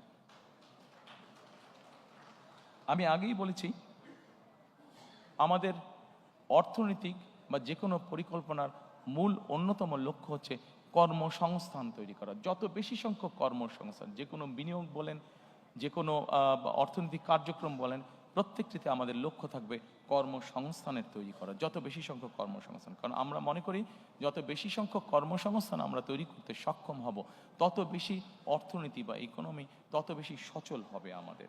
এবং সেই জন্যই আমরা বলেছি যে আমরা 2034 সালের মধ্যে আমরা বাংলাদেশের অর্থনীতিকে $1 ট্রিলিয়ন অর্থনীতিতে নিয়ে যেতে চাই। সম্মানিত উপস্থিতিবৃন্দ, এরপরে আমি আপনাদের দৃষ্টি আকর্ষণ করতে চাই, অনেকগুলো বিষয় আছে এখানে, অনেক লম্বা বিষয়, আমি সংক্ষেপ থাকার চেষ্টা করব। বিনিয়োগ এবং প্রাতিষ্ঠানিক সংস্কার। বিনিয়োগ এবং প্রাতিষ্ঠানিক সংস্কারে এফডিআই ক্যাপ্টেন আমরা নিয়োগ করতে চাই, অর্থাৎ ফরেন ইনভেস্টমেন্ট যারা আসবে, এই ফরেন ইনভেস্টমেন্ট যারা আসবে তাদেরকে বিভিন্ন সময় বিভিন্ন বিড়ম্বনা ভোগ করতে হয়। আমরা যেটা করতে চাই সেটা হচ্ছে আমরা একজন ক্যাপ্টেনকে নিয়োগ করতে চাই, যার দায়িত্ব হবে যে বিদেশি বিনিয়োগটা আসবে তার যাবতীয় যত কাগজপত্র, যত কিছু ফর্মালিটিস আছে, সেই ক্যাপ্টেন তার হয়ে সকল কাজগুলো সম্পন্ন করবে। তারা সকল কাজগুলো সম্পন্ন করবে যাতে সেই বিদেশি বিনিয়োগকারী হতাশ হয়ে ফিরে যেতে না হয় তাদেরকে। আমরা একটি পলিসি গ্রহণ করতে চাই অর্থনীতির ক্ষেত্রে। সম্মানিত উপস্থিতি, আপনাদের সকলেরই ধারণা আছে, বিনিয়োগ বা অর্থনীতি এমন একটি বিষয়, আমরা যদি এটি ব্যাপারে যে কোনো পলিসি নিয়ে এবং হুট করে যদি 7 দিন পর পর পলিসি চেঞ্জ করতে চাই, তাহলে অর্থনীতি কোনোভাবেই শুভ ফল দেখতে পাবে না। এবং সেই জন্যই আমরা সিদ্ধান্ত গ্রহণ করেছি যে অর্থনীতির ক্ষেত্রে আমরা কোনো আকস্মিক কোনো পলিসি পরিবর্তন করতে চাই না। আমরা চিন্তা ভাবনা করে পলিসি গ্রহণ করব, এবং আমরা চিন্তা ভাবনা করে যেই পলিসি গ্রহণ করব সেটিতে আমরা স্টিক করতে চাই। হুট করে আমরা কোনো পলিসির পরিবর্তন করতে চাই না, যা আমরা অতীতে দেখেছি, যাতে করে আমাদের বিনিয়োগ, আমাদের ব্যবসায়ীরা ক্ষতিগ্রস্ত না হন। আমরা লাইসেন্সিং প্রক্রিয়াকে সহজকরণ করে ফেলতে চাই। লাইসেন্সিং প্রক্রিয়া সহজকরণ করলে আমাদের ব্যবসায়ীরা উৎসাহিত হবেন, বিদেশি বিনিয়োগকারীরা উৎসাহিত হবেন। অনেক সময় আমরা দেখেছি লাইসেন্সিং প্রক্রিয়া বর্তমানে অনেক কঠিন, জটিল থাকার কারণে অনেক বিনিয়োগকারী, সেটি দেশি হোক বিদেশি হোক, তারা হতাশ হয়ে অনেক ক্ষেত্রেই ফিরে যান। সেটিকে আমরা ইজি করে আনতে চাই। সম্মানিত উপস্থিতিবৃন্দ, এই মুহূর্তে যদি আমরা চিন্তা করি আমাদের সবচেয়ে বড় রেমিটেন্সের উপায় কোনটা, আমাদের সবচেয়ে বড় রেমিটেন্সের উপায় হচ্ছে গার্মেন্টস। কিন্তু একটি জাতি বা একটি দেশ যুগের পর যুগ একটি সেক্টরের উপরে কোনোভাবেই ডিপেন্ডেন্ট থাকতে পারে না। এবং সেই জন্যই আমরা মনে করি যে আমাদেরকে আরও সেক্টর বের করতে হবে, এবং যেই সেক্টরগুলো রফতানিমূলক সেক্টর হিসেবে বিবেচিত হবে। আমরা ফার্মাসিউটিক্যালের কথা চিন্তা করতে পারি, আমরা লেদার শিল্পের কথা আমরা চিন্তা করতে পারি, আমরা আইটির কথা আমরা চিন্তা করতে পারি, আমরা টয় ইন্ডাস্ট্রির কথা চিন্তা করতে পারি, আমরা ইলেকট্রনিক ইন্ডাস্ট্রির কথা চিন্তা করতে পারি। এরকম অনেকগুলো রফতানিমুখী শিল্প আমরা চিন্তা করতে পারি। এবং এই রফতানিমুখী শিল্প, আমরা কতগুলো শিল্পকে আমরা প্রায়োরিটাইজ করে নেব যে আগামী 5 বছর বা 10 বছর এই সেক্টরগুলোকে আমরা প্রায়োরিটাইজ করে নিব, এবং যেই সেক্টরগুলোকে আমরা প্রায়োরিটাইজ করব সেগুলোকে আমরা প্রণোদনা দিতে চাই, ইনসেন্টিভ দিতে চাই। এটা এমনও হতে পারে তাদেরকে আমরা বন্ডের ফ্যাসিলিটি দিব, বন্ডের ভ্যারাস ফ্যাসিলিটি দিব, বা যেই সকল প্রণোদনা দিলে সেই সেক্টরগুলো আস্তে আস্তে গ্রো করবে, সেই জিনিসগুলো আমরা তাদেরকে করে দিতে চাই। সম্মানিত উপস্থিতিবৃন্দ, অর্থনীতিকে তার নিজের গতিতে চলতে দিতে হবে। সব কিছু যেরকম চলার একটি ধর্ম আছে, অর্থনীতিকেও নিজের গতিতে চলতে দিতে হবে। আমরা বিগত দিনে দেখেছি যে ব্যাংকিং খাতে রাজনৈতিক হস্তক্ষেপ হয়েছে। আমরা দৃঢ়ভাবে বিশ্বাস করি যে ব্যাংকিং খাতকে যে কোনোভাবে হোক রাজনৈতিক হস্তক্ষেপের মুক্ত করে দিতে হবে, এবং এটাকে প্রফেশনালি আমাদেরকে চালাতে হবে। কারণ আমরা যদি ব্যাংকিং খাতকে রাজনৈতিকভাবে হস্তক্ষেপ করি, তাহলে এটির অশুভ প্রভাব অর্থনীতির উপরে পড়বে, যেটি আমাদের কারো জন্য কাঙ্ক্ষিত নয়।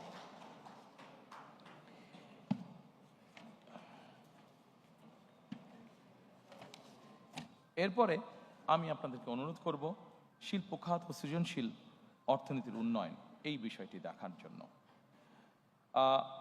এর মধ্যেই আমি আপনাদের কাছে বলেছি যে আমরা নতুন নতুন শিল্প গঠনের আমরা চেষ্টা করব। এর মধ্যে একটি বিষয় আছে, বিশেষ করে ক্ষুদ্র ও কুটির মাঝারি শিল্প যেটা আছে, এগুলোকে আমরা টার্গেটেড সাপোর্ট আমরা দিতে চাই। এগুলোকে আমরা টার্গেটেড সাপোর্ট দিতে চাই, যে এসএমই আছে, ক্ষুদ্র এবং কুটির শিল্প যেগুলো আছে। আমরা এর আগে দেখেছি, বিগত সময়ে আমরা দেখেছি অনেক বিনিয়োগ হয়েছে, কিন্তু কর্মসংস্থানের ব্যবস্থা হয়নি। আমরা 100 মিলিয়ন দিয়ে একটা ফ্যাক্টরি যদি করি, কিন্তু ওটাতে যত না মানুষ কর্মসংস্থানের ব্যবস্থা হবে, আমরা যদি 10 মিলিয়ন দিয়ে বা 1 মিলিয়ন দিয়ে কোনো ফ্যাক্টরি করি, আমরা দেখেছি যে সেখানে অধিক কর্মসংস্থানের ব্যবস্থা হয়ে থাকে।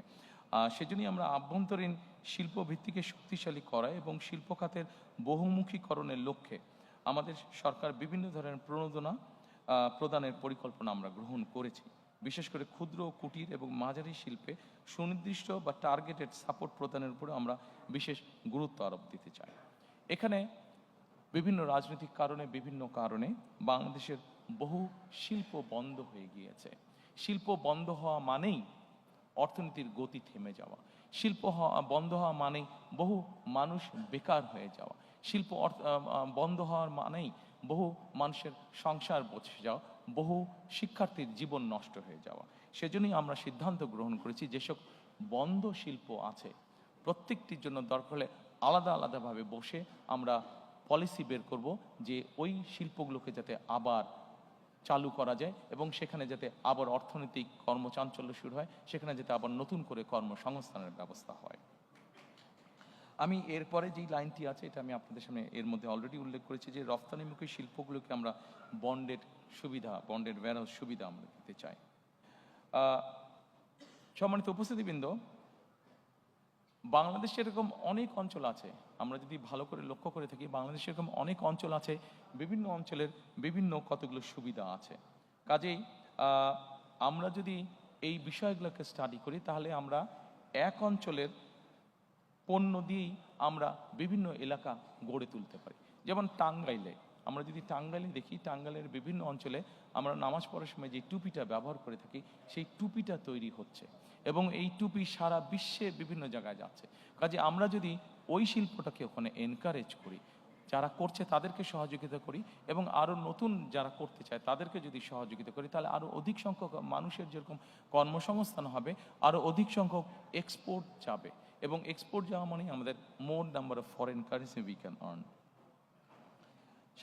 সম্মানিত উপস্থিতিবৃন্দ, এরপরে আছে আমাদের দেশের যেই হস্তশিল্প আছে, আমরা খেয়াল করে দেখেছি অধিকাংশ হস্তশিল্প বা ক্রিয়েটিভ ইন্ডাস্ট্রিতে আমরা খেয়াল করে দেখেছি যে আমাদের নারী শ্রমিকরা কাজ করে থাকেন। আমরা এই সেক্টরটিকে উৎসাহিত করতে চাই, বিভিন্ন রকম সাহায্য সহযোগিতায় উৎসাহিত করতে চাই। এটিকে উৎসাহিত করার অন্যতম মূল লক্ষ্য হচ্ছে নারীদেরকে স্বাবলম্বী করা, নারীদেরকে এম্পাওয়ার করা সামাজিকভাবে এবং অর্থনৈতিকভাবে, এবং একই সাথে আমাদের যে ক্রিয়েটিভ ইন্ডাস্ট্রি আছে এটিকে ধীরে ধীরে দেশের সীমানা ছাড়িয়ে এটিকে ধীরে ধীরে বহির্বিশ্বে নিয়ে যাওয়া। এবং দেশি আমাদের অনেকগুলো ব্র্যান্ড আছে, আমি যদি নাম উল্লেখ করে বলি, যেমন কে ক্রাফট নামে একটি ব্র্যান্ড আছে, এরকম অনেকগুলো আছে ব্র্যান্ড। আমরা পৃথিবীর বড় বড় দেশ যেগুলো আছে, আমরা বাংলাদেশের এরকম শিল্প যারা আছে, এই শিল্পগুলোকে যদি আমরা সাপোর্ট দিই, যে তারা পৃথিবীর বড় বড় যেই স্টোরগুলো আছে সেখানে যদি তাদেরকে সাপোর্ট দিই, যে ঠিক আছে আগামী 1 বছর 2 বছর বা 3 বছরের জন্য তোমাদেরকে আমরা ট্যাক্স রিবেট সহ বিভিন্ন সুবিধা দিচ্ছি, তাহলে আমরা আমাদের এই দেশীয় ব্র্যান্ডগুলোকে আন্তর্জাতিক মার্কেটে আমরা একটা বসার বা দাঁড়ানোর মতন একটা সুবিধা আমরা তাদেরকে তৈরি করে দিতে সক্ষম হব।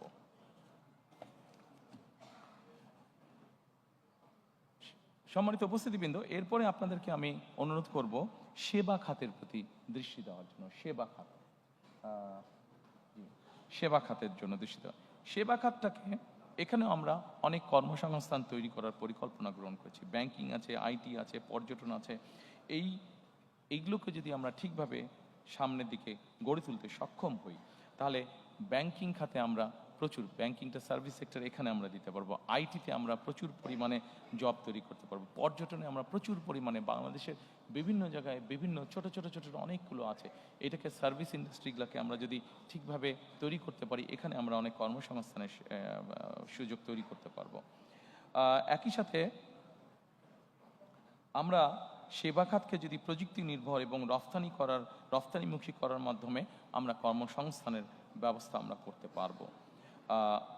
ঠিক একইভাবে আমরা আন্তর্জাতিক সার্টিফিকেশন এবং ব্র্যান্ডিং যেগুলো আছে, যেমন ধরেন ফেসবুক আছে, ইউটিউব আছে, বিভিন্ন আইটি কোম্পানি আছে, এদেরকে যদি আমরা বাংলাদেশে নিয়ে আসতে পারি, তাহলে আমাদের ইয়াং জেনারেশন যারা এই কাজগুলোর সাথে জড়িত, তাদের জন্য তখন কাজ করতেও সুবিধা হবে, তাদের ইনকাম যেরকম বাড়বে, আরও অধিক সংখ্যক মানুষের কাজ করার অপরচুনিটি তখন তৈরি হবে। এরপরে আমি আপনাদেরকে অনুরোধ করব বিদ্যুৎ, জ্বালানি ও পরিবহন খাতটিকে দেখার জন্য। সম্মানিত উপস্থিতিবৃন্দ, বিদ্যুৎ খাতে এখানে অনেক কিছু বলা আছে, বিদ্যুৎ খাতে অনেক পয়েন্ট আছে, আমি এতগুলো পয়েন্ট আলোচনা করব না। আমরা যদি সকলে প্রথমে এক বাক্যে একটা কথা চিন্তা করি, বিদ্যুৎ খাতটি আমরা কিরকম চাই, আপনাদের যে কাউকে যদি আমি প্রশ্ন করি, আপনারা এক বাক্যে একটি উত্তর দিবেন যে আমরা নিরবিচ্ছিন্ন বিদ্যুৎ চাই, তাই তো নাকি? সবার কিন্তু এটা থাকবে, নিরবিচ্ছিন্ন বিদ্যুৎ চাই আমরা। কাজেই আপনাদের মতন আমিও একজন মানুষ যে যার লক্ষ্য এবং উদ্দেশ্য থাকবে বাংলাদেশে নিরবিচ্ছিন্ন বিদ্যুতের পরিস্থিতি তৈরি করা। এবং নিরবিচ্ছিন্ন বিদ্যুৎ পরিস্থিতি তৈরি করার জন্য কি কি আমরা চিন্তা ভাবনা করেছি, সম্মানিত উপস্থিতিবৃন্দ, আপনাদের কাছে সেগুলো আছে, আপনাদের বিরক্তি উদ্যোগ করার জন্য আমি আর সেটা লম্বা করছি না। তবে আমরা যেরকম বলেছি, অলরেডি আমি আপনাদের সামনে বলেছি যে 2030-এর মধ্যে আমরা 20% নবায়নযোগ্য বিদ্যুৎ যেরকম আমরা তৈরি করতে চাই। একই সাথে আমরা আমাদের ঢাকা শহরে প্রতিদিন 7,000 টন ময়লা বা আবর্জনা তৈরি হচ্ছে। এইভাবে যদি আমরা চিন্তা করি, বাংলাদেশের সবগুলো বড় শহরই এরকম হচ্ছে।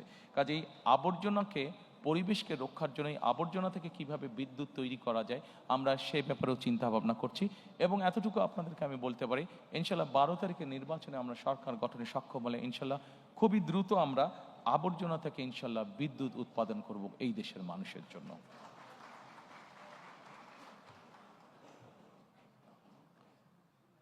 সম্মানিত উপস্থিতিবৃন্দ, এরপরে আছে যোগাযোগ ও পরিবহন খাত। যোগাযোগ এবং পরিবহন খাতের খুব সংক্ষেপে যদি আমরা নিয়ে আসি, আমরা সম্পূর্ণ বাংলাদেশটাকে আমরা রেল লাইনের মাধ্যমে কানেক্টিভিটি আমরা তৈরি করতে চাইছি। রেল লাইনের মাধ্যমে অবশ্যই রোড আছে, রাস্তাঘাট, হাইওয়ে, মোটরওয়ে, বাস, ট্রাক, এগুলো অবশ্যই আছে, কিন্তু রেলওয়ের মাধ্যমে, এই জন্য আমি আপনাদের সামনে কথাটা তুলে দিলাম যে রেলওয়েকে যদি আমরা ডেভেলপ করতে পারি, তাহলে কিন্তু মানুষের যাতায়াত খরচ, সেটা নিজের যাতায়াত খরচ হোক অথবা পণ্য পরিবহন হোক, সেটি অনেকাংশে কমে আসবে। এই কমে আসার ফলে যেটি হবে, মানুষ যেরকম সহজে যাতায়াত করতে পারবে, আমরা যদি সারা দেশে রেলওয়ে কানেক্টিভিটি তৈরি করতে পারি, মানুষ যেরকম সহজে যাতায়াত করতে পারবে, একই সাথে তার ব্যবসা বাণিজ্যের ক্ষেত্রেও সুবিধা হবে, তার পণ্য পরিবহনের সুবিধা হবে, অর্থাৎ তার জন্য ইকোনমিক্যালি জিনিসটা অনেক বেশি ভায়াবল হবে। আমাদের দেশের নৌ পরিবহন বা জলপথ যেটা আছে, আনফর্চুনেটলি অনেক খাল বিল বন্ধ হয়ে গেছে। এই ব্যাপারে আপনাদেরকে এর মধ্যে আমি বলেছি যে আমাদের 20,000 কিলোমিটার খাল খননের পরিকল্পনা রয়েছে। এই খাল খননের মাধ্যমে একই সাথে বিভিন্ন নদীগুলোকেও যদি আমরা সক্ষম হই ড্রেজিং করা বা খনন করার জন্য, আমরা প্রত্যাশা করি যে আমরা যে নৌপথে চলাচলের ব্যবস্থাটাকে আমরা অনেক ডেভেলপ করতে পারবো। কারণ আমাদের দেশটা এমনি একটু পপুলেশন বেশি, শুধু রোড কমিউনিকেশন দিয়ে আমরা সকলের যাতায়াত ব্যবস্থা নিশ্চিত করতে পারবো না। কাজে আমাদের যত অল্টারনেটিভ আছে, সবগুলো উপায়কে আমাদের দেখতে হবে, সবগুলো উপায়কে আমাদের ব্যবহার করতে হবে। সম্মানিত উপস্থিতিবৃন্দ, এরপরে আপনাদেরকে আমি অনুরোধ করব, এই চ্যাপ্টারে আইসিটি, এই ডিপার্টমেন্টে আইসিটি যেই চ্যাপ্টারটি আছে সেটা দেখার জন্য আমি খুব সংক্ষেপেই যাচ্ছি, অনেকক্ষণ সময় নিয়ে নিয়েছি আপনাদের। আইসিটিতে আমরা আমাদের যেই পরিকল্পনা, সেটা হচ্ছে সাইবার নিরাপত্তা এবং এআই সহ 5টি খাতে আমরা পরিকল্পনা গ্রহণ করছি 2 লক্ষ, এবং ফ্রিল্যান্সিং ও কন্টেন্ট ক্রিয়েশনে আমরা 8 লক্ষ, অলটুগেদার অ্যাবাউট 10 লক্ষ কর্মসংস্থানের আমরা চিন্তা ভাবনা করছি।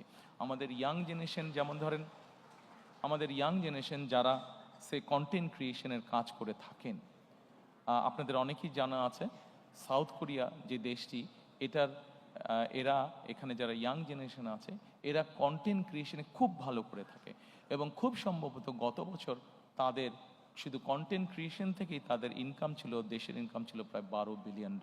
কাজে তারা যদি পারে আমাদের ইয়াং জেনারেশন না পারার কোনো কারণ নেই। আমাদের কিছু পলিসিগত বিষয় আছে, সেই পলিসিগুলোকে আমাদেরকে সঠিকভাবে গ্রহণ করতে হবে। পলিসিগুলো গ্রহণ করার মাধ্যমে আমরা যদি এই ছেলে মেয়েদেরকে ট্রেনিং দিতে পারি, একটু তাদেরকে বিভিন্নভাবে সহযোগিতা করতে পারি, আমরা দৃঢ়ভাবে বিশ্বাস করি যে এখানে 8 লক্ষ আমরা বলেছি, 8 লক্ষের বেশি আমরা তৈরি করতে পারবো এবং প্রচুর পরিমাণ বৈদেশিক মুদ্রা আমরা এখান থেকে অর্জন করতে সক্ষম হব।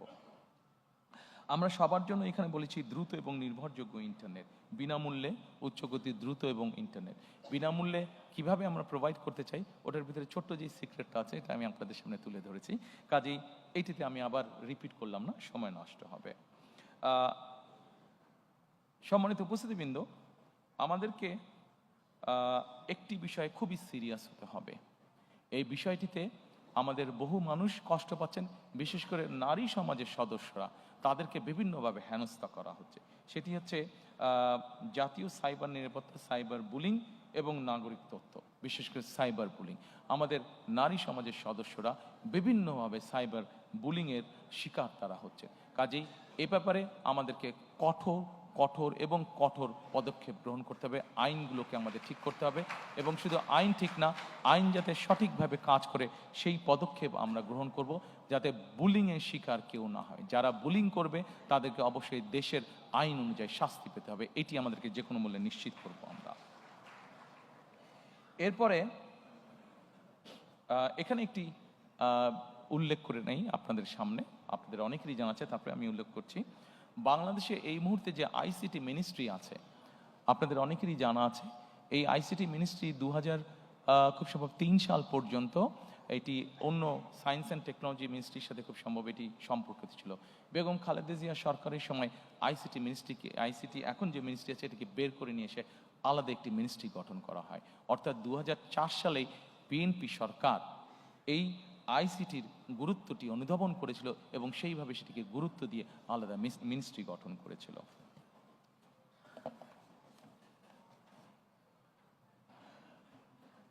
সম্মানিত উপস্থিতিবৃন্দ, এরপরে রাজস্ব আয় ও ব্যবস্থাপনা আছে। রাজস্ব আয় এবং ব্যবস্থাপনার মধ্যে অনেকগুলো সেক্টর আছে, আমি আলোচনায় যাব না, ডিটেইল আলোচনায় যাব না, আমি শুধু একটা কথাই বলবো। সম্মানিত উপস্থিতিবৃন্দ, একটি দেশ পরিচালনার জন্য অবশ্যই অর্থের প্রয়োজন হয়, রিসোর্সের প্রয়োজন হয়। আমাদের দল আমরা মনে করি আমরা যদি আমাদের সরকার মানুষের কর্মসংস্থান যত বেশি তৈরি করতে পারবে, বিনিয়োগের অবস্থা যত বেশি তৈরি করতে পারবে, যত বেশি মানুষকে বিনিয়োগ করাতে পারবে, অটোমেটিক নর্মালি সরকারের রাজস্ব বৃদ্ধি পাবে। আমি সেই জন্যই বরাবর আপনাদের সামনে বলেছি, আমাদের মূল লক্ষ্যই হচ্ছে যত বেশি সংখ্যক কর্মসংস্থান তৈরি করা, যত বেশি সংখ্যক দেশি এবং বিদেশি বিনিয়োগকারী যারা আছেন তাদেরকে উৎসাহিত করা, প্রতিষ্ঠান তৈরি করা, বিনিয়োগ করা, বিনিয়োগের মধ্যে শিল্প এবং শিল্প প্রতিষ্ঠান তৈরি করা, যাতে করে বেশি সংখ্যক মানুষ কর্মসংস্থানের সুযোগ পায়। কারণ বিনিয়োগ করলে নিজে থেকেই রাজস্ব আয় বাড়বে। নাগরিকের আয় বাড়লে আমরা বিশ্বাস করি প্রত্যেকটি নাগরিকের আয় যত বাড়বে রাষ্ট্রের আয়ও তত বাড়বে। সেই জন্য আমরা ওইভাবে ট্যাক্স ইম্পোজ না করে আমরা চাই নাগরিকের আয় বাড়ুক। নাগরিকের আয় বাড়ানোর জন্য যা যা করা প্রয়োজন আমরা সেটি করতে চাই। নাগরিকের আয় বাড়া মানেই সরকারের বা রাষ্ট্রের আয় বাড়া। আমরা জিনিসটাকে এইভাবেই চিন্তা করতে চাই।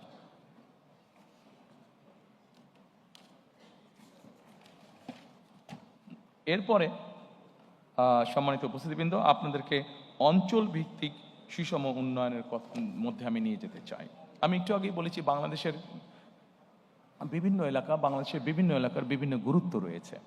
আমরা যদি চট্টগ্রাম দিয়ে শুরু করি, আমরা চট্টগ্রামকে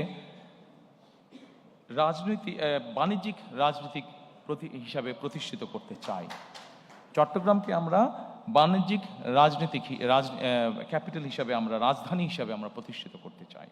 ঠিক একইভাবে সম্মানিত উপস্থিতিবৃন্দ, উত্তর অঞ্চল, আমরা সকলেই জানি যে বাংলাদেশের উত্তর অঞ্চল হচ্ছে একটি কৃষি নির্ভর এলাকা।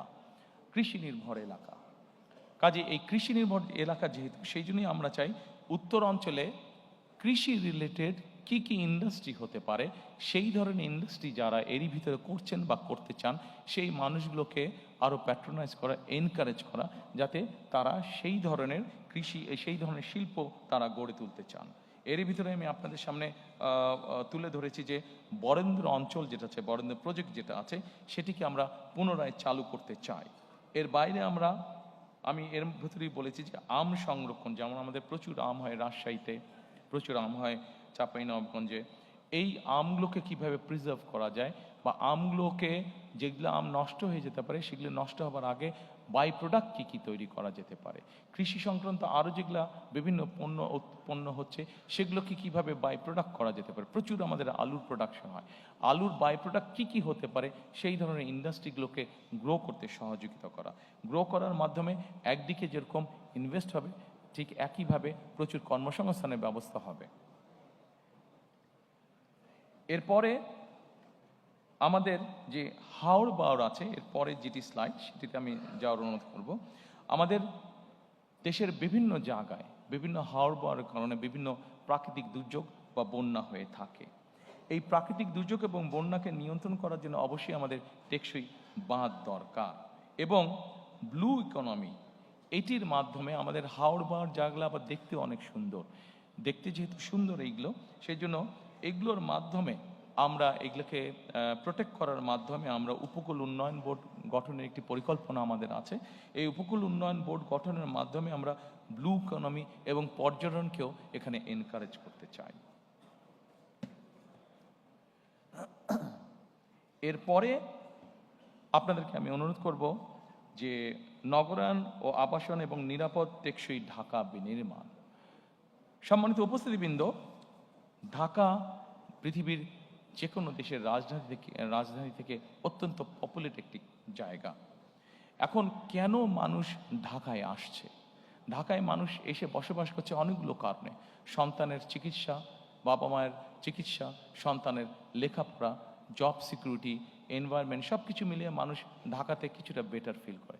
কিন্তু আমরা যদি এই ফ্যাসিলিটিগুলো যদি আমরা বিভিন্ন জায়গায় আমরা তৈরি করতে পারি, ঢাকার আউটস্কার্টে যদি আমরা যেই ডিস্ট্রিক্টগুলো আছে সেখানে যদি তৈরি করতে পারি, এবং সেখানে যদি খরচ কম হয় একজন মানুষের থাকার, সেখানে যদি ভালো স্কুল থাকে, সেখানে যদি ভালো ট্রিটমেন্টের ব্যবস্থা থাকে, সেখানকার পরিবেশটা যদি সিকিউর হয়, তাহলে আমরা মনে করি যে মানুষ সেখানেই থাকবে। হ্যাঁ, এখানে একটি বিষয় আছে, সেখানে থাকবে কিন্তু কাজ করবে কোথায়? কাজ সে ঢাকায় করতে পারে। একটু আগে আপনাদেরকে আমি বলেছি যে আমরা চাই রেল লাইনটাকে ডেভেলপ করার জন্য আমাদের পাবলিক ট্রান্সপোর্টটা। এখন এই মুহূর্তে ঢাকা থেকে চট্টগ্রাম যে রেলগাড়িটা আসে সেটার গতি 35 থেকে ম্যাক্সিমাম 40 মাইল, কিন্তু এটাকে যদি ঘন্টায় আমরা রেল লাইন যেটা আছে সেটাকে আমরা সঠিকভাবে তৈরি করে এটাকে যদি ঘন্টায় আমরা 80 মাইলে নিয়ে আসতে পারি বা 100 মাইলের কাছাকাছি নিয়ে আসতে পারি, তাহলে কিন্তু চট্টগ্রাম থেকে ঢাকায় আসতে আপনার 2-2.5 ঘন্টার বেশি লাগার কথা না। এবং 2-2.5 ঘন্টা যদি লাগে, তাহলে সময় লাগে, তাহলে যে কোনো মানুষ সেখান থেকে এসে ব্যবসা বাণিজ্য বা যেই কাজ থাকুক সেরে আবার একই দিনে ফিরে যেতে পারবে। ঠিক এইভাবে আমরা যদি ঢাকার আশেপাশের সিটিগুলোতে আমরা স্যাটেলাইট টাউন গড়ে তুলতে পারি এবং সেখানকার সাথে যদি রেল কমিউনিকেশন আমরা তৈরি করতে পারি, এবং মোটামুটি 1 ঘন্টা 45 মিনিটের মধ্যে মানুষ আসা এবং যাওয়া যদি করতে পারে, তাহলে আমরা ধারণা করছি যে বহু মানুষ তখন ঢাকা শহরে আর থাকবেন না। যেই ফ্যাসিলিটি ঢাকা শহর আছে সেগুলো আমরা ওখানে দিতে পারবো, এবং তার যেহেতু যাওয়া আসার জন্য ইজি হবে, তখন সেই মানুষগুলো তারা ওখানেই থাকবেন। শুধু যার কর্মস্থল ঢাকায় সে শুধু আসবেন, এসে কাজ শেষ করে আবার চলে যাবেন। পৃথিবীর অনেক উন্নত দেশগুলোতে এভাবে মানুষ করে থাকে। যদি তারা করতে পারে তাহলে আমরা এখনো করতে পারবো না। এটি আমাদের একটা চিন্তা ভাবনা আছে। এরপরে সম্মানিত উপস্থিতিবৃন্দ, আমি আপনাদেরকে অনুরোধ করব পর্যটন খাত দেখার জন্য। অনেকেই আমরা দেখি যে আমাদের দেশে কক্সবাজারের মানুষ যাচ্ছে, আমাদের দেশে আরও কয়েক জায়গায় মানুষ যাচ্ছে, কিন্তু আমরা যদি খেয়াল করে দেখি কক্সবাজারে যে পরিমাণ মানুষ যাচ্ছে সুন্দরবনে সে পরিমাণ মানুষ যাচ্ছে না। যাচ্ছে, কিন্তু সুন্দরবন কিন্তু অনেকগুলো ছোট ছোট প্রাইভেট সেক্টরে অনেক ছোট ছোট কিন্তু ট্যুরিস্ট স্পট হয়েছে। কেন যাচ্ছে না? এই জিনিসগুলো আমাদেরকে সুন্দরভাবে উপস্থাপন করতে হবে। আমাদের দিনাজপুরে এরকম অনেক পুরনো রাজবাড়ি আছে, অনেক মসজিদ আছে, অনেক মন্দির আছে যেগুলার ট্যুরিজম ভ্যালু আছে, যেগুলার হেরিটেজ যেগুলা আমাদের, কিন্তু সেই জিনিসগুলোকে আমরা উপস্থাপন করতে পারিনি সঠিকভাবে। নিশ্চয়ই আপনাদের চোখে পড়েছে, আমি যখন লন্ডনে ছিলাম তখন আমি হঠাৎ একদিন খেয়াল করলাম যে সৌদি আরব তাদের ট্যুরিজমের বিভিন্ন বিষয় অ্যাড দিচ্ছে ইন্টারন্যাশনাল টিভি চ্যানেলগুলোতে। তারা বর্তমানে সৌদি আরব তাদের ট্যুরিজমকে এনকারেজ করছে, বিভিন্নভাবে গড়ে তুলছে, ট্যুরিস্ট অ্যাট্রাক্ট করার চেষ্টা করছে। আমাদের এতদিন ধারণা ছিল সৌদি আরবে মানুষ শুধু যায় ধর্মীয় কারণে বা ব্যবসা বাণিজ্যের কারণে, কিন্তু এখন তারা আস্তে আস্তে ট্যুরিজম অ্যাট্রাক্ট করছে। তো সৌদি আরবের মতন দেশ যদি ট্যুরিজম অ্যাট্রাক্ট করতে পারে, তাহলে আমরা কেন পারবো না? আমাদের অনেক স্কোপ আছে, অনেক সুন্দর সুন্দর। আমরা রাজশাহীর আম বাগান যেটা আছে, দিনাজপুরের লিচু বাগান আছে, আমরা সেটিকে ঘিরে কেন ট্যুরিজম তৈরি করতে পারবো না? হল্যান্ডে যদি টিউলিপ গার্ডেন দেখতে যেতে পারে মানুষ, তাহলে আমাদের এখানে আমরা কেন এরকম গার্ডেন কোথাও নেই বা কেন তৈরি করতে পারবো না যেখানে মানুষ দেখতে যেতে পারে? কাজে আমরা যদি চেষ্টা করি, আমরা যদি পরিকল্পনা গ্রহণ করি, অবশ্যই আমরা ট্যুরিজম সেক্টরকে শুধু যে কক্সবাজারই সমুদ্র সৈকত দেখতে যাবে তা না, এর পাশাপাশি অনেক ট্যুরিজম সেক্টর, অনেক স্পট, অনেক ডিফারেন্ট কাইন্ডের স্পট আমরা গড়ে তুলতে পারবো ইনশাআল্লাহ। এরপরে আপনাদেরকে আর কষ্ট দিতে চাইবো না, আমরা লাস্টটাতে আমাদের চলে এসেছি। আমাদের যেই লাস্ট স্তম্ভটা, সেটিতে আমরা কম বেশি চলে এসেছি। এটি হচ্ছে ধর্ম, সমাজ, ক্রীড়া, সংস্কৃতি ও সংহতি। প্রথমেই আছে ধর্মীয় সম্প্রীতি ও পাহাড় ও সমতলের নৃগোষ্ঠী। সম্মানিত উপস্থিতিবৃন্দ, এটি অনেক বড় আছে। আমরা প্রথমেই বলেছি ধর্ম যার রাষ্ট্র, যার যার রাষ্ট্র সবার। আমরা এইভাবেই বিষয়টিকে দেখি, এইভাবেই জিনিসটাকে বিশ্বাস করি। আমাদের দেশের এক শ্রেণীর মানুষ আছেন যারা আমাদের জন্ম থেকে মৃত্যু পর্যন্ত আমাদের সাথে থাকেন, জীবনের অনেক গুরুত্বপূর্ণ মুহূর্তে যারা আমাদেরকে বিভিন্ন সময় বিভিন্ন পরামর্শ দিয়ে থাকেন। সেটি আমরা যারা ইসলাম ধর্মে আছি, ইসলাম ধর্মে আছে, যেটি অন্য ধর্ম মানুষ আছেন তাদের ক্ষেত্রেও তাদের ধর্মীয় গুরুরা আছেন। এরা কারা? এরা হচ্ছেন যে আমাদের ইসলাম ধর্ম অনুযায়ী বিভিন্ন ইমাম, মুয়াজ্জিম সহ বিভিন্ন খতিব সাহেবরা, এর বাইরে অন্য অন্য ধর্মের ধর্মীয় গুরুরা আছেন। এই মানুষগুলো অধিকাংশ ক্ষেত্রে আমরা দেখেছি বেশ মানবতার জীবনযাপন করেন অনেকাংশে। আমাদের একটি পরিকল্পনা আছে, ইনশাল্লাহ আমরা সরকার গঠনে সক্ষম হলে আমরা ধীরে ধীরে এই মানুষগুলোকে, আমরা ধীরে ধীরে বিভিন্ন মসজিদ, মাদ্রাসার খতিব, ইমাম সাহেব যারা আছেন, মুয়াজ্জিম সাহেব আছেন, অন্য ধর্মীয় গুরু যারা আছেন, তাদেরকে আমরা সরকারের পক্ষ থেকে একটা সম্মাননার ব্যবস্থা করতে চাই। সম্মানিত উপস্থিতিবৃন্দ, যেহেতু বাংলাদেশ মুসলিম প্রধান দেশ, এই দেশের বহু মানুষ প্রতি বছর হজ করতে চান, কিন্তু আমরা প্রত্যেকবার দেখেছি এই হজের যাওয়া আসার খরচ অত্যন্ত বেশি।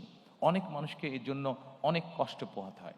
আমরা এই খরচটাকে কমিয়ে নিয়ে আসার চিন্তা ভাবনা করেছি এবং আমরা মনে করি আমরা যদি এখানে থার্ড এয়ারলাইনকে এন্ট্রি দিতে পারি, তাহলে আমাদের হজ যাত্রীদের খরচ, টিকিটের খরচ অনেকাংশে কমিয়ে আসবে এবং আমাদের পরিকল্পনার মধ্যে এটা রয়েছে কিভাবে আমরা এই হজ যাত্রীদেরকে সুবিধা দিতে পারবো, তাদের খরচটা কমিয়ে আনতে পারবো। এরপরে আমি আপনাদেরকে ক্রীড়া, আমাদের এই চ্যাপ্টারের ক্রীড়া আছে, ক্রীড়াতে আমি আপনাদেরকে অনুরোধ করব। সম্মানিত উপস্থিতিবৃন্দ, এটি এমন একটা সাবজেক্ট, যেই সাবজেক্টটাতে কম বেশি প্রত্যেকটি মানুষের, সে যখন ইয়াং থাকে, শিশু অবস্থায়, সে যখন তরুণ অবস্থায় থাকে, যুব অবস্থায় থাকে, প্রত্যেকটি মানুষেরই কম বেশি আগ্রহ থাকে। আমরা শুধু আমাদের দেশে বিভিন্ন প্রফেশনাল তৈরি করতে চাই। আমাদের দেশে একটি সমাজ ব্যবস্থার মধ্যে হয় ডাক্তার হতে হবে, নাহলে ইঞ্জিনিয়ার হতে হবে, নাহলে আর্কিটেক্ট হতে হবে, অর্থাৎ নাহলে ব্যারিস্টার হতে হবে, এই ধরনের পেশাকে প্রাধান্য দেওয়া হয়ে থাকে। কিন্তু পৃথিবীর অনেক দেশ আছে যেখানে প্রফেশনাল খেলোয়াড় তৈরি হচ্ছে, সেই খেলোয়াড় প্রফেশনালি তৈরি হচ্ছে। আমাদের দেশে এরকম বহুত প্রতিভা আছে যাদেরকে আমরা প্রফেশনালি খেলোয়াড় তৈরি করতে পারি এবং আমাদের পরিকল্পনা রয়েছে আমরা ধীরে ধীরে আমাদের সন্তানদের ভিতর থেকে এরকম প্রফেশনাল খেলোয়াড় আমরা তৈরি করে আনতে চাই। এটি আমাদের অন্যতম পরিকল্পনা অনেকগুলোর মধ্যে। সম্মানিত উপস্থিতিবৃন্দ, এরপরে গণমাধ্যম, শিল্প, সংস্কৃতি আছে। আমি আগেই বলেছি আমরা গণমাধ্যমের স্বাধীনতায় বিশ্বাস করি, কারণ আমরা মনে করি, বিএনপি মনে করে, গণমাধ্যম যদি স্বাধীন না থাকে আমাদের জবাবদিহিতা তৈরি করতে কষ্ট হবে। কাজে গণমাধ্যম যদি থাকে আমরা সহজেই দেশে একটি জবাবদিহি সরকার তৈরি করতে সক্ষম হব, জবাবদিহি একটি পরিস্থিতি তৈরি করতে সক্ষম হব। একই সাথে শিল্প এবং সংস্কৃতি, আপনাদের যদি মনে থেকে থাকে, এই শিল্প সংস্কৃতির বিভিন্ন সেক্টরে মানুষকে এনকারেজ করার জন্য, সম্মানী গুণী মানুষদেরকে স্বীকৃতি দেওয়ার জন্য শহীদ রাষ্ট্রপতি জিয়াউর রহমানের সময় 21শে পদক এবং স্বাধীনতা পদক, এই দুটি পদক চালু করা হয়েছিল। সম্মানিত উপস্থিতিবৃন্দ, এই পদক দুটি বর্তমানেও চালু আছে। আমাদের পরিকল্পনার মধ্যে একটি পরিকল্পনা আছে, সমাজের বিভিন্ন মানুষ যাদেরকে অনেকে কেউ চেনে না, কিন্তু তারা বিভিন্নভাবে সমাজে বিভিন্ন রকম কন্ট্রিবিউশন করে থাকেন। আমরা চাই এই মানুষগুলোকে ধীরে ধীরে ধীরে রিকগনাইজ করার জন্য, তাদেরকে উৎসাহিত করার জন্য, যাতে করে তাদের ভালো কাজগুলো উদাহরণ হিসাবে অন্য মানুষকেও উৎসাহিত করে ভালো কিছু করার জন্য, সমাজের জন্য ভালো কিছু করার জন্য। এবং এই মানুষগুলোকে কিভাবে সিলেক্ট করা যায়, এই মানুষগুলোকে কিভাবে এনকারেজ করা যায়, সেই ব্যাপারে আমাদের একটি পরিকল্পনা রয়েছে। আপনারা নিশ্চয়ই জানেন, খেলার প্রসঙ্গে আরেকটু ফিরে আসবো আমি, নতুন কুড়ি নামে একটি অনুষ্ঠান চালু করেছিলেন শহীদ রাষ্ট্রপতি জিয়াউর রহমান। ইনিশিয়ালি নতুন কুড়ি ছিল শুধু মাত্র কালচারাল সাইডে, আমরা এটিকে আরেকটু এনহান্স এখন করতে চাই।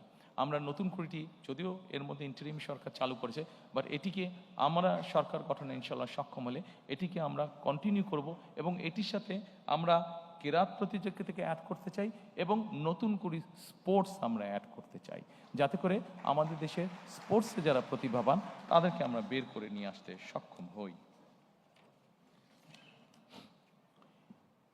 সম্মানিত উপস্থিতিবৃন্দ, আপনাদেরকে একটি সুখবর দিতে চাই।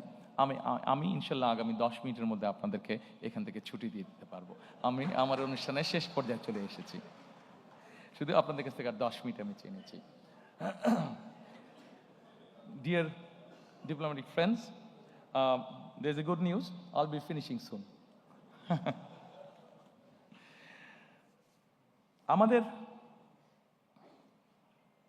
একটি বিষয় আমরা জোর দিতে চাই, সেটি হচ্ছে নৈতিক শক্তি পুনরুদ্ধার। আমাদের দেশে এখন প্রচুর পরিমাণ বিভিন্ন ধরনের মিডিয়া আছে। আমরা যেটি করতে চাই, সম্মানিত উপস্থিতিবৃন্দ, আমরা ছোট ছোট ডকুমেন্টারি তৈরি করতে চাই সমাজের সর্বস্তরের মানুষের জন্য। সেটি শিশু হতে পারে, সেটি একজন নারী হতে পারে, একজন মেয়ে হতে পারে, একজন গৃহিণী হতে পারে, একজন চাকরিজীবী হতে পারে, একজন ব্যবসায়ী হতে পারেন, যে কোনো শ্রেণী পেশার মানুষের জন্য আমরা ডকুমেন্টারি তৈরি করতে চাই। এখন এই ডকুমেন্টারিগুলো কি হবে? এই ডকুমেন্টারিগুলো আমরা তৈরি করতে চাই সামাজিক এবং ধর্মীয় মূল্যবোধকে সামনে রেখে। আমরা দেশের মধ্যে, সমাজের মধ্যে, পরিবারের মধ্যে আমরা সামাজিক মূল্যবোধ, ধর্মীয় মূল্যবোধকে আমরা দৃঢ়ভাবে ধারণ করতে চাই। আমাদের দেশে বহুত আমাদের সামাজিক মূল্যবোধ রয়েছে, আমাদের অনেক ধর্মীয় মূল্যবোধ রয়েছে, যেগুলোকে আমরা যদি ধারণ করতে সক্ষম হই, তাহলে আমরা ধীরে ধীরে একটি সুন্দর, একটি শান্তিপূর্ণ সমাজ, পরিবার, দেশ গঠনে সক্ষম হব বলে আমরা দৃঢ়ভাবে বিশ্বাস করি। শেষে, একদম শেষে এসে শেষ করে দেবার আগে, সম্মানিত উপস্থিতিবৃন্দ, আপনাদেরকে আবারও আমি আন্তরিকভাবে ধন্যবাদ জানাতে চাই আমার এবং আমার দলের পক্ষ থেকে। কারণ আপনারা সকলে কষ্ট স্বীকার করে অনেকক্ষণ সময় ধরে এখানে বসে আছেন। শেষ যেই কথাটি বলে আমি আপনাদের কাছ থেকে আজকে বিদায় নেব, আমাদের এই ম্যানিফেস্টো পর্বটি আজকে শেষ করব, সেই কথাটি হচ্ছে, আপনাদের সামনে আমি এতক্ষণ পর্যন্ত যত প্ল্যান, প্রোগ্রাম, কর্মসূচি, পরিকল্পনা উপস্থাপন করেছি, তার কোনো কিছুই করা সম্ভব হবে না যদি না আমরা 3টি বিষয়ের উপরে সর্বোচ্চ অগ্রাধিকার না দেই। সম্মানিত উপস্থিতিবৃন্দ, আমি ব্যক্তিগতভাবে একজন মানুষ হিসেবে, একজন রাজনৈতিক কর্মী হিসেবে আমি মনে করি দুর্নীতি, আইনের শাসন এবং জবাবদিহিতা, আমরা যদি এই 3টির ব্যাপারে, যারাই সরকার গঠন করবেন, আমরা যদি এই 3টির ব্যাপারে কঠোর পদক্ষেপ গ্রহণ না করি, তাহলে আমরা আমাদের কোনো পরিকল্পনাকেই সফল করে গড়ে তুলতে পারবো না।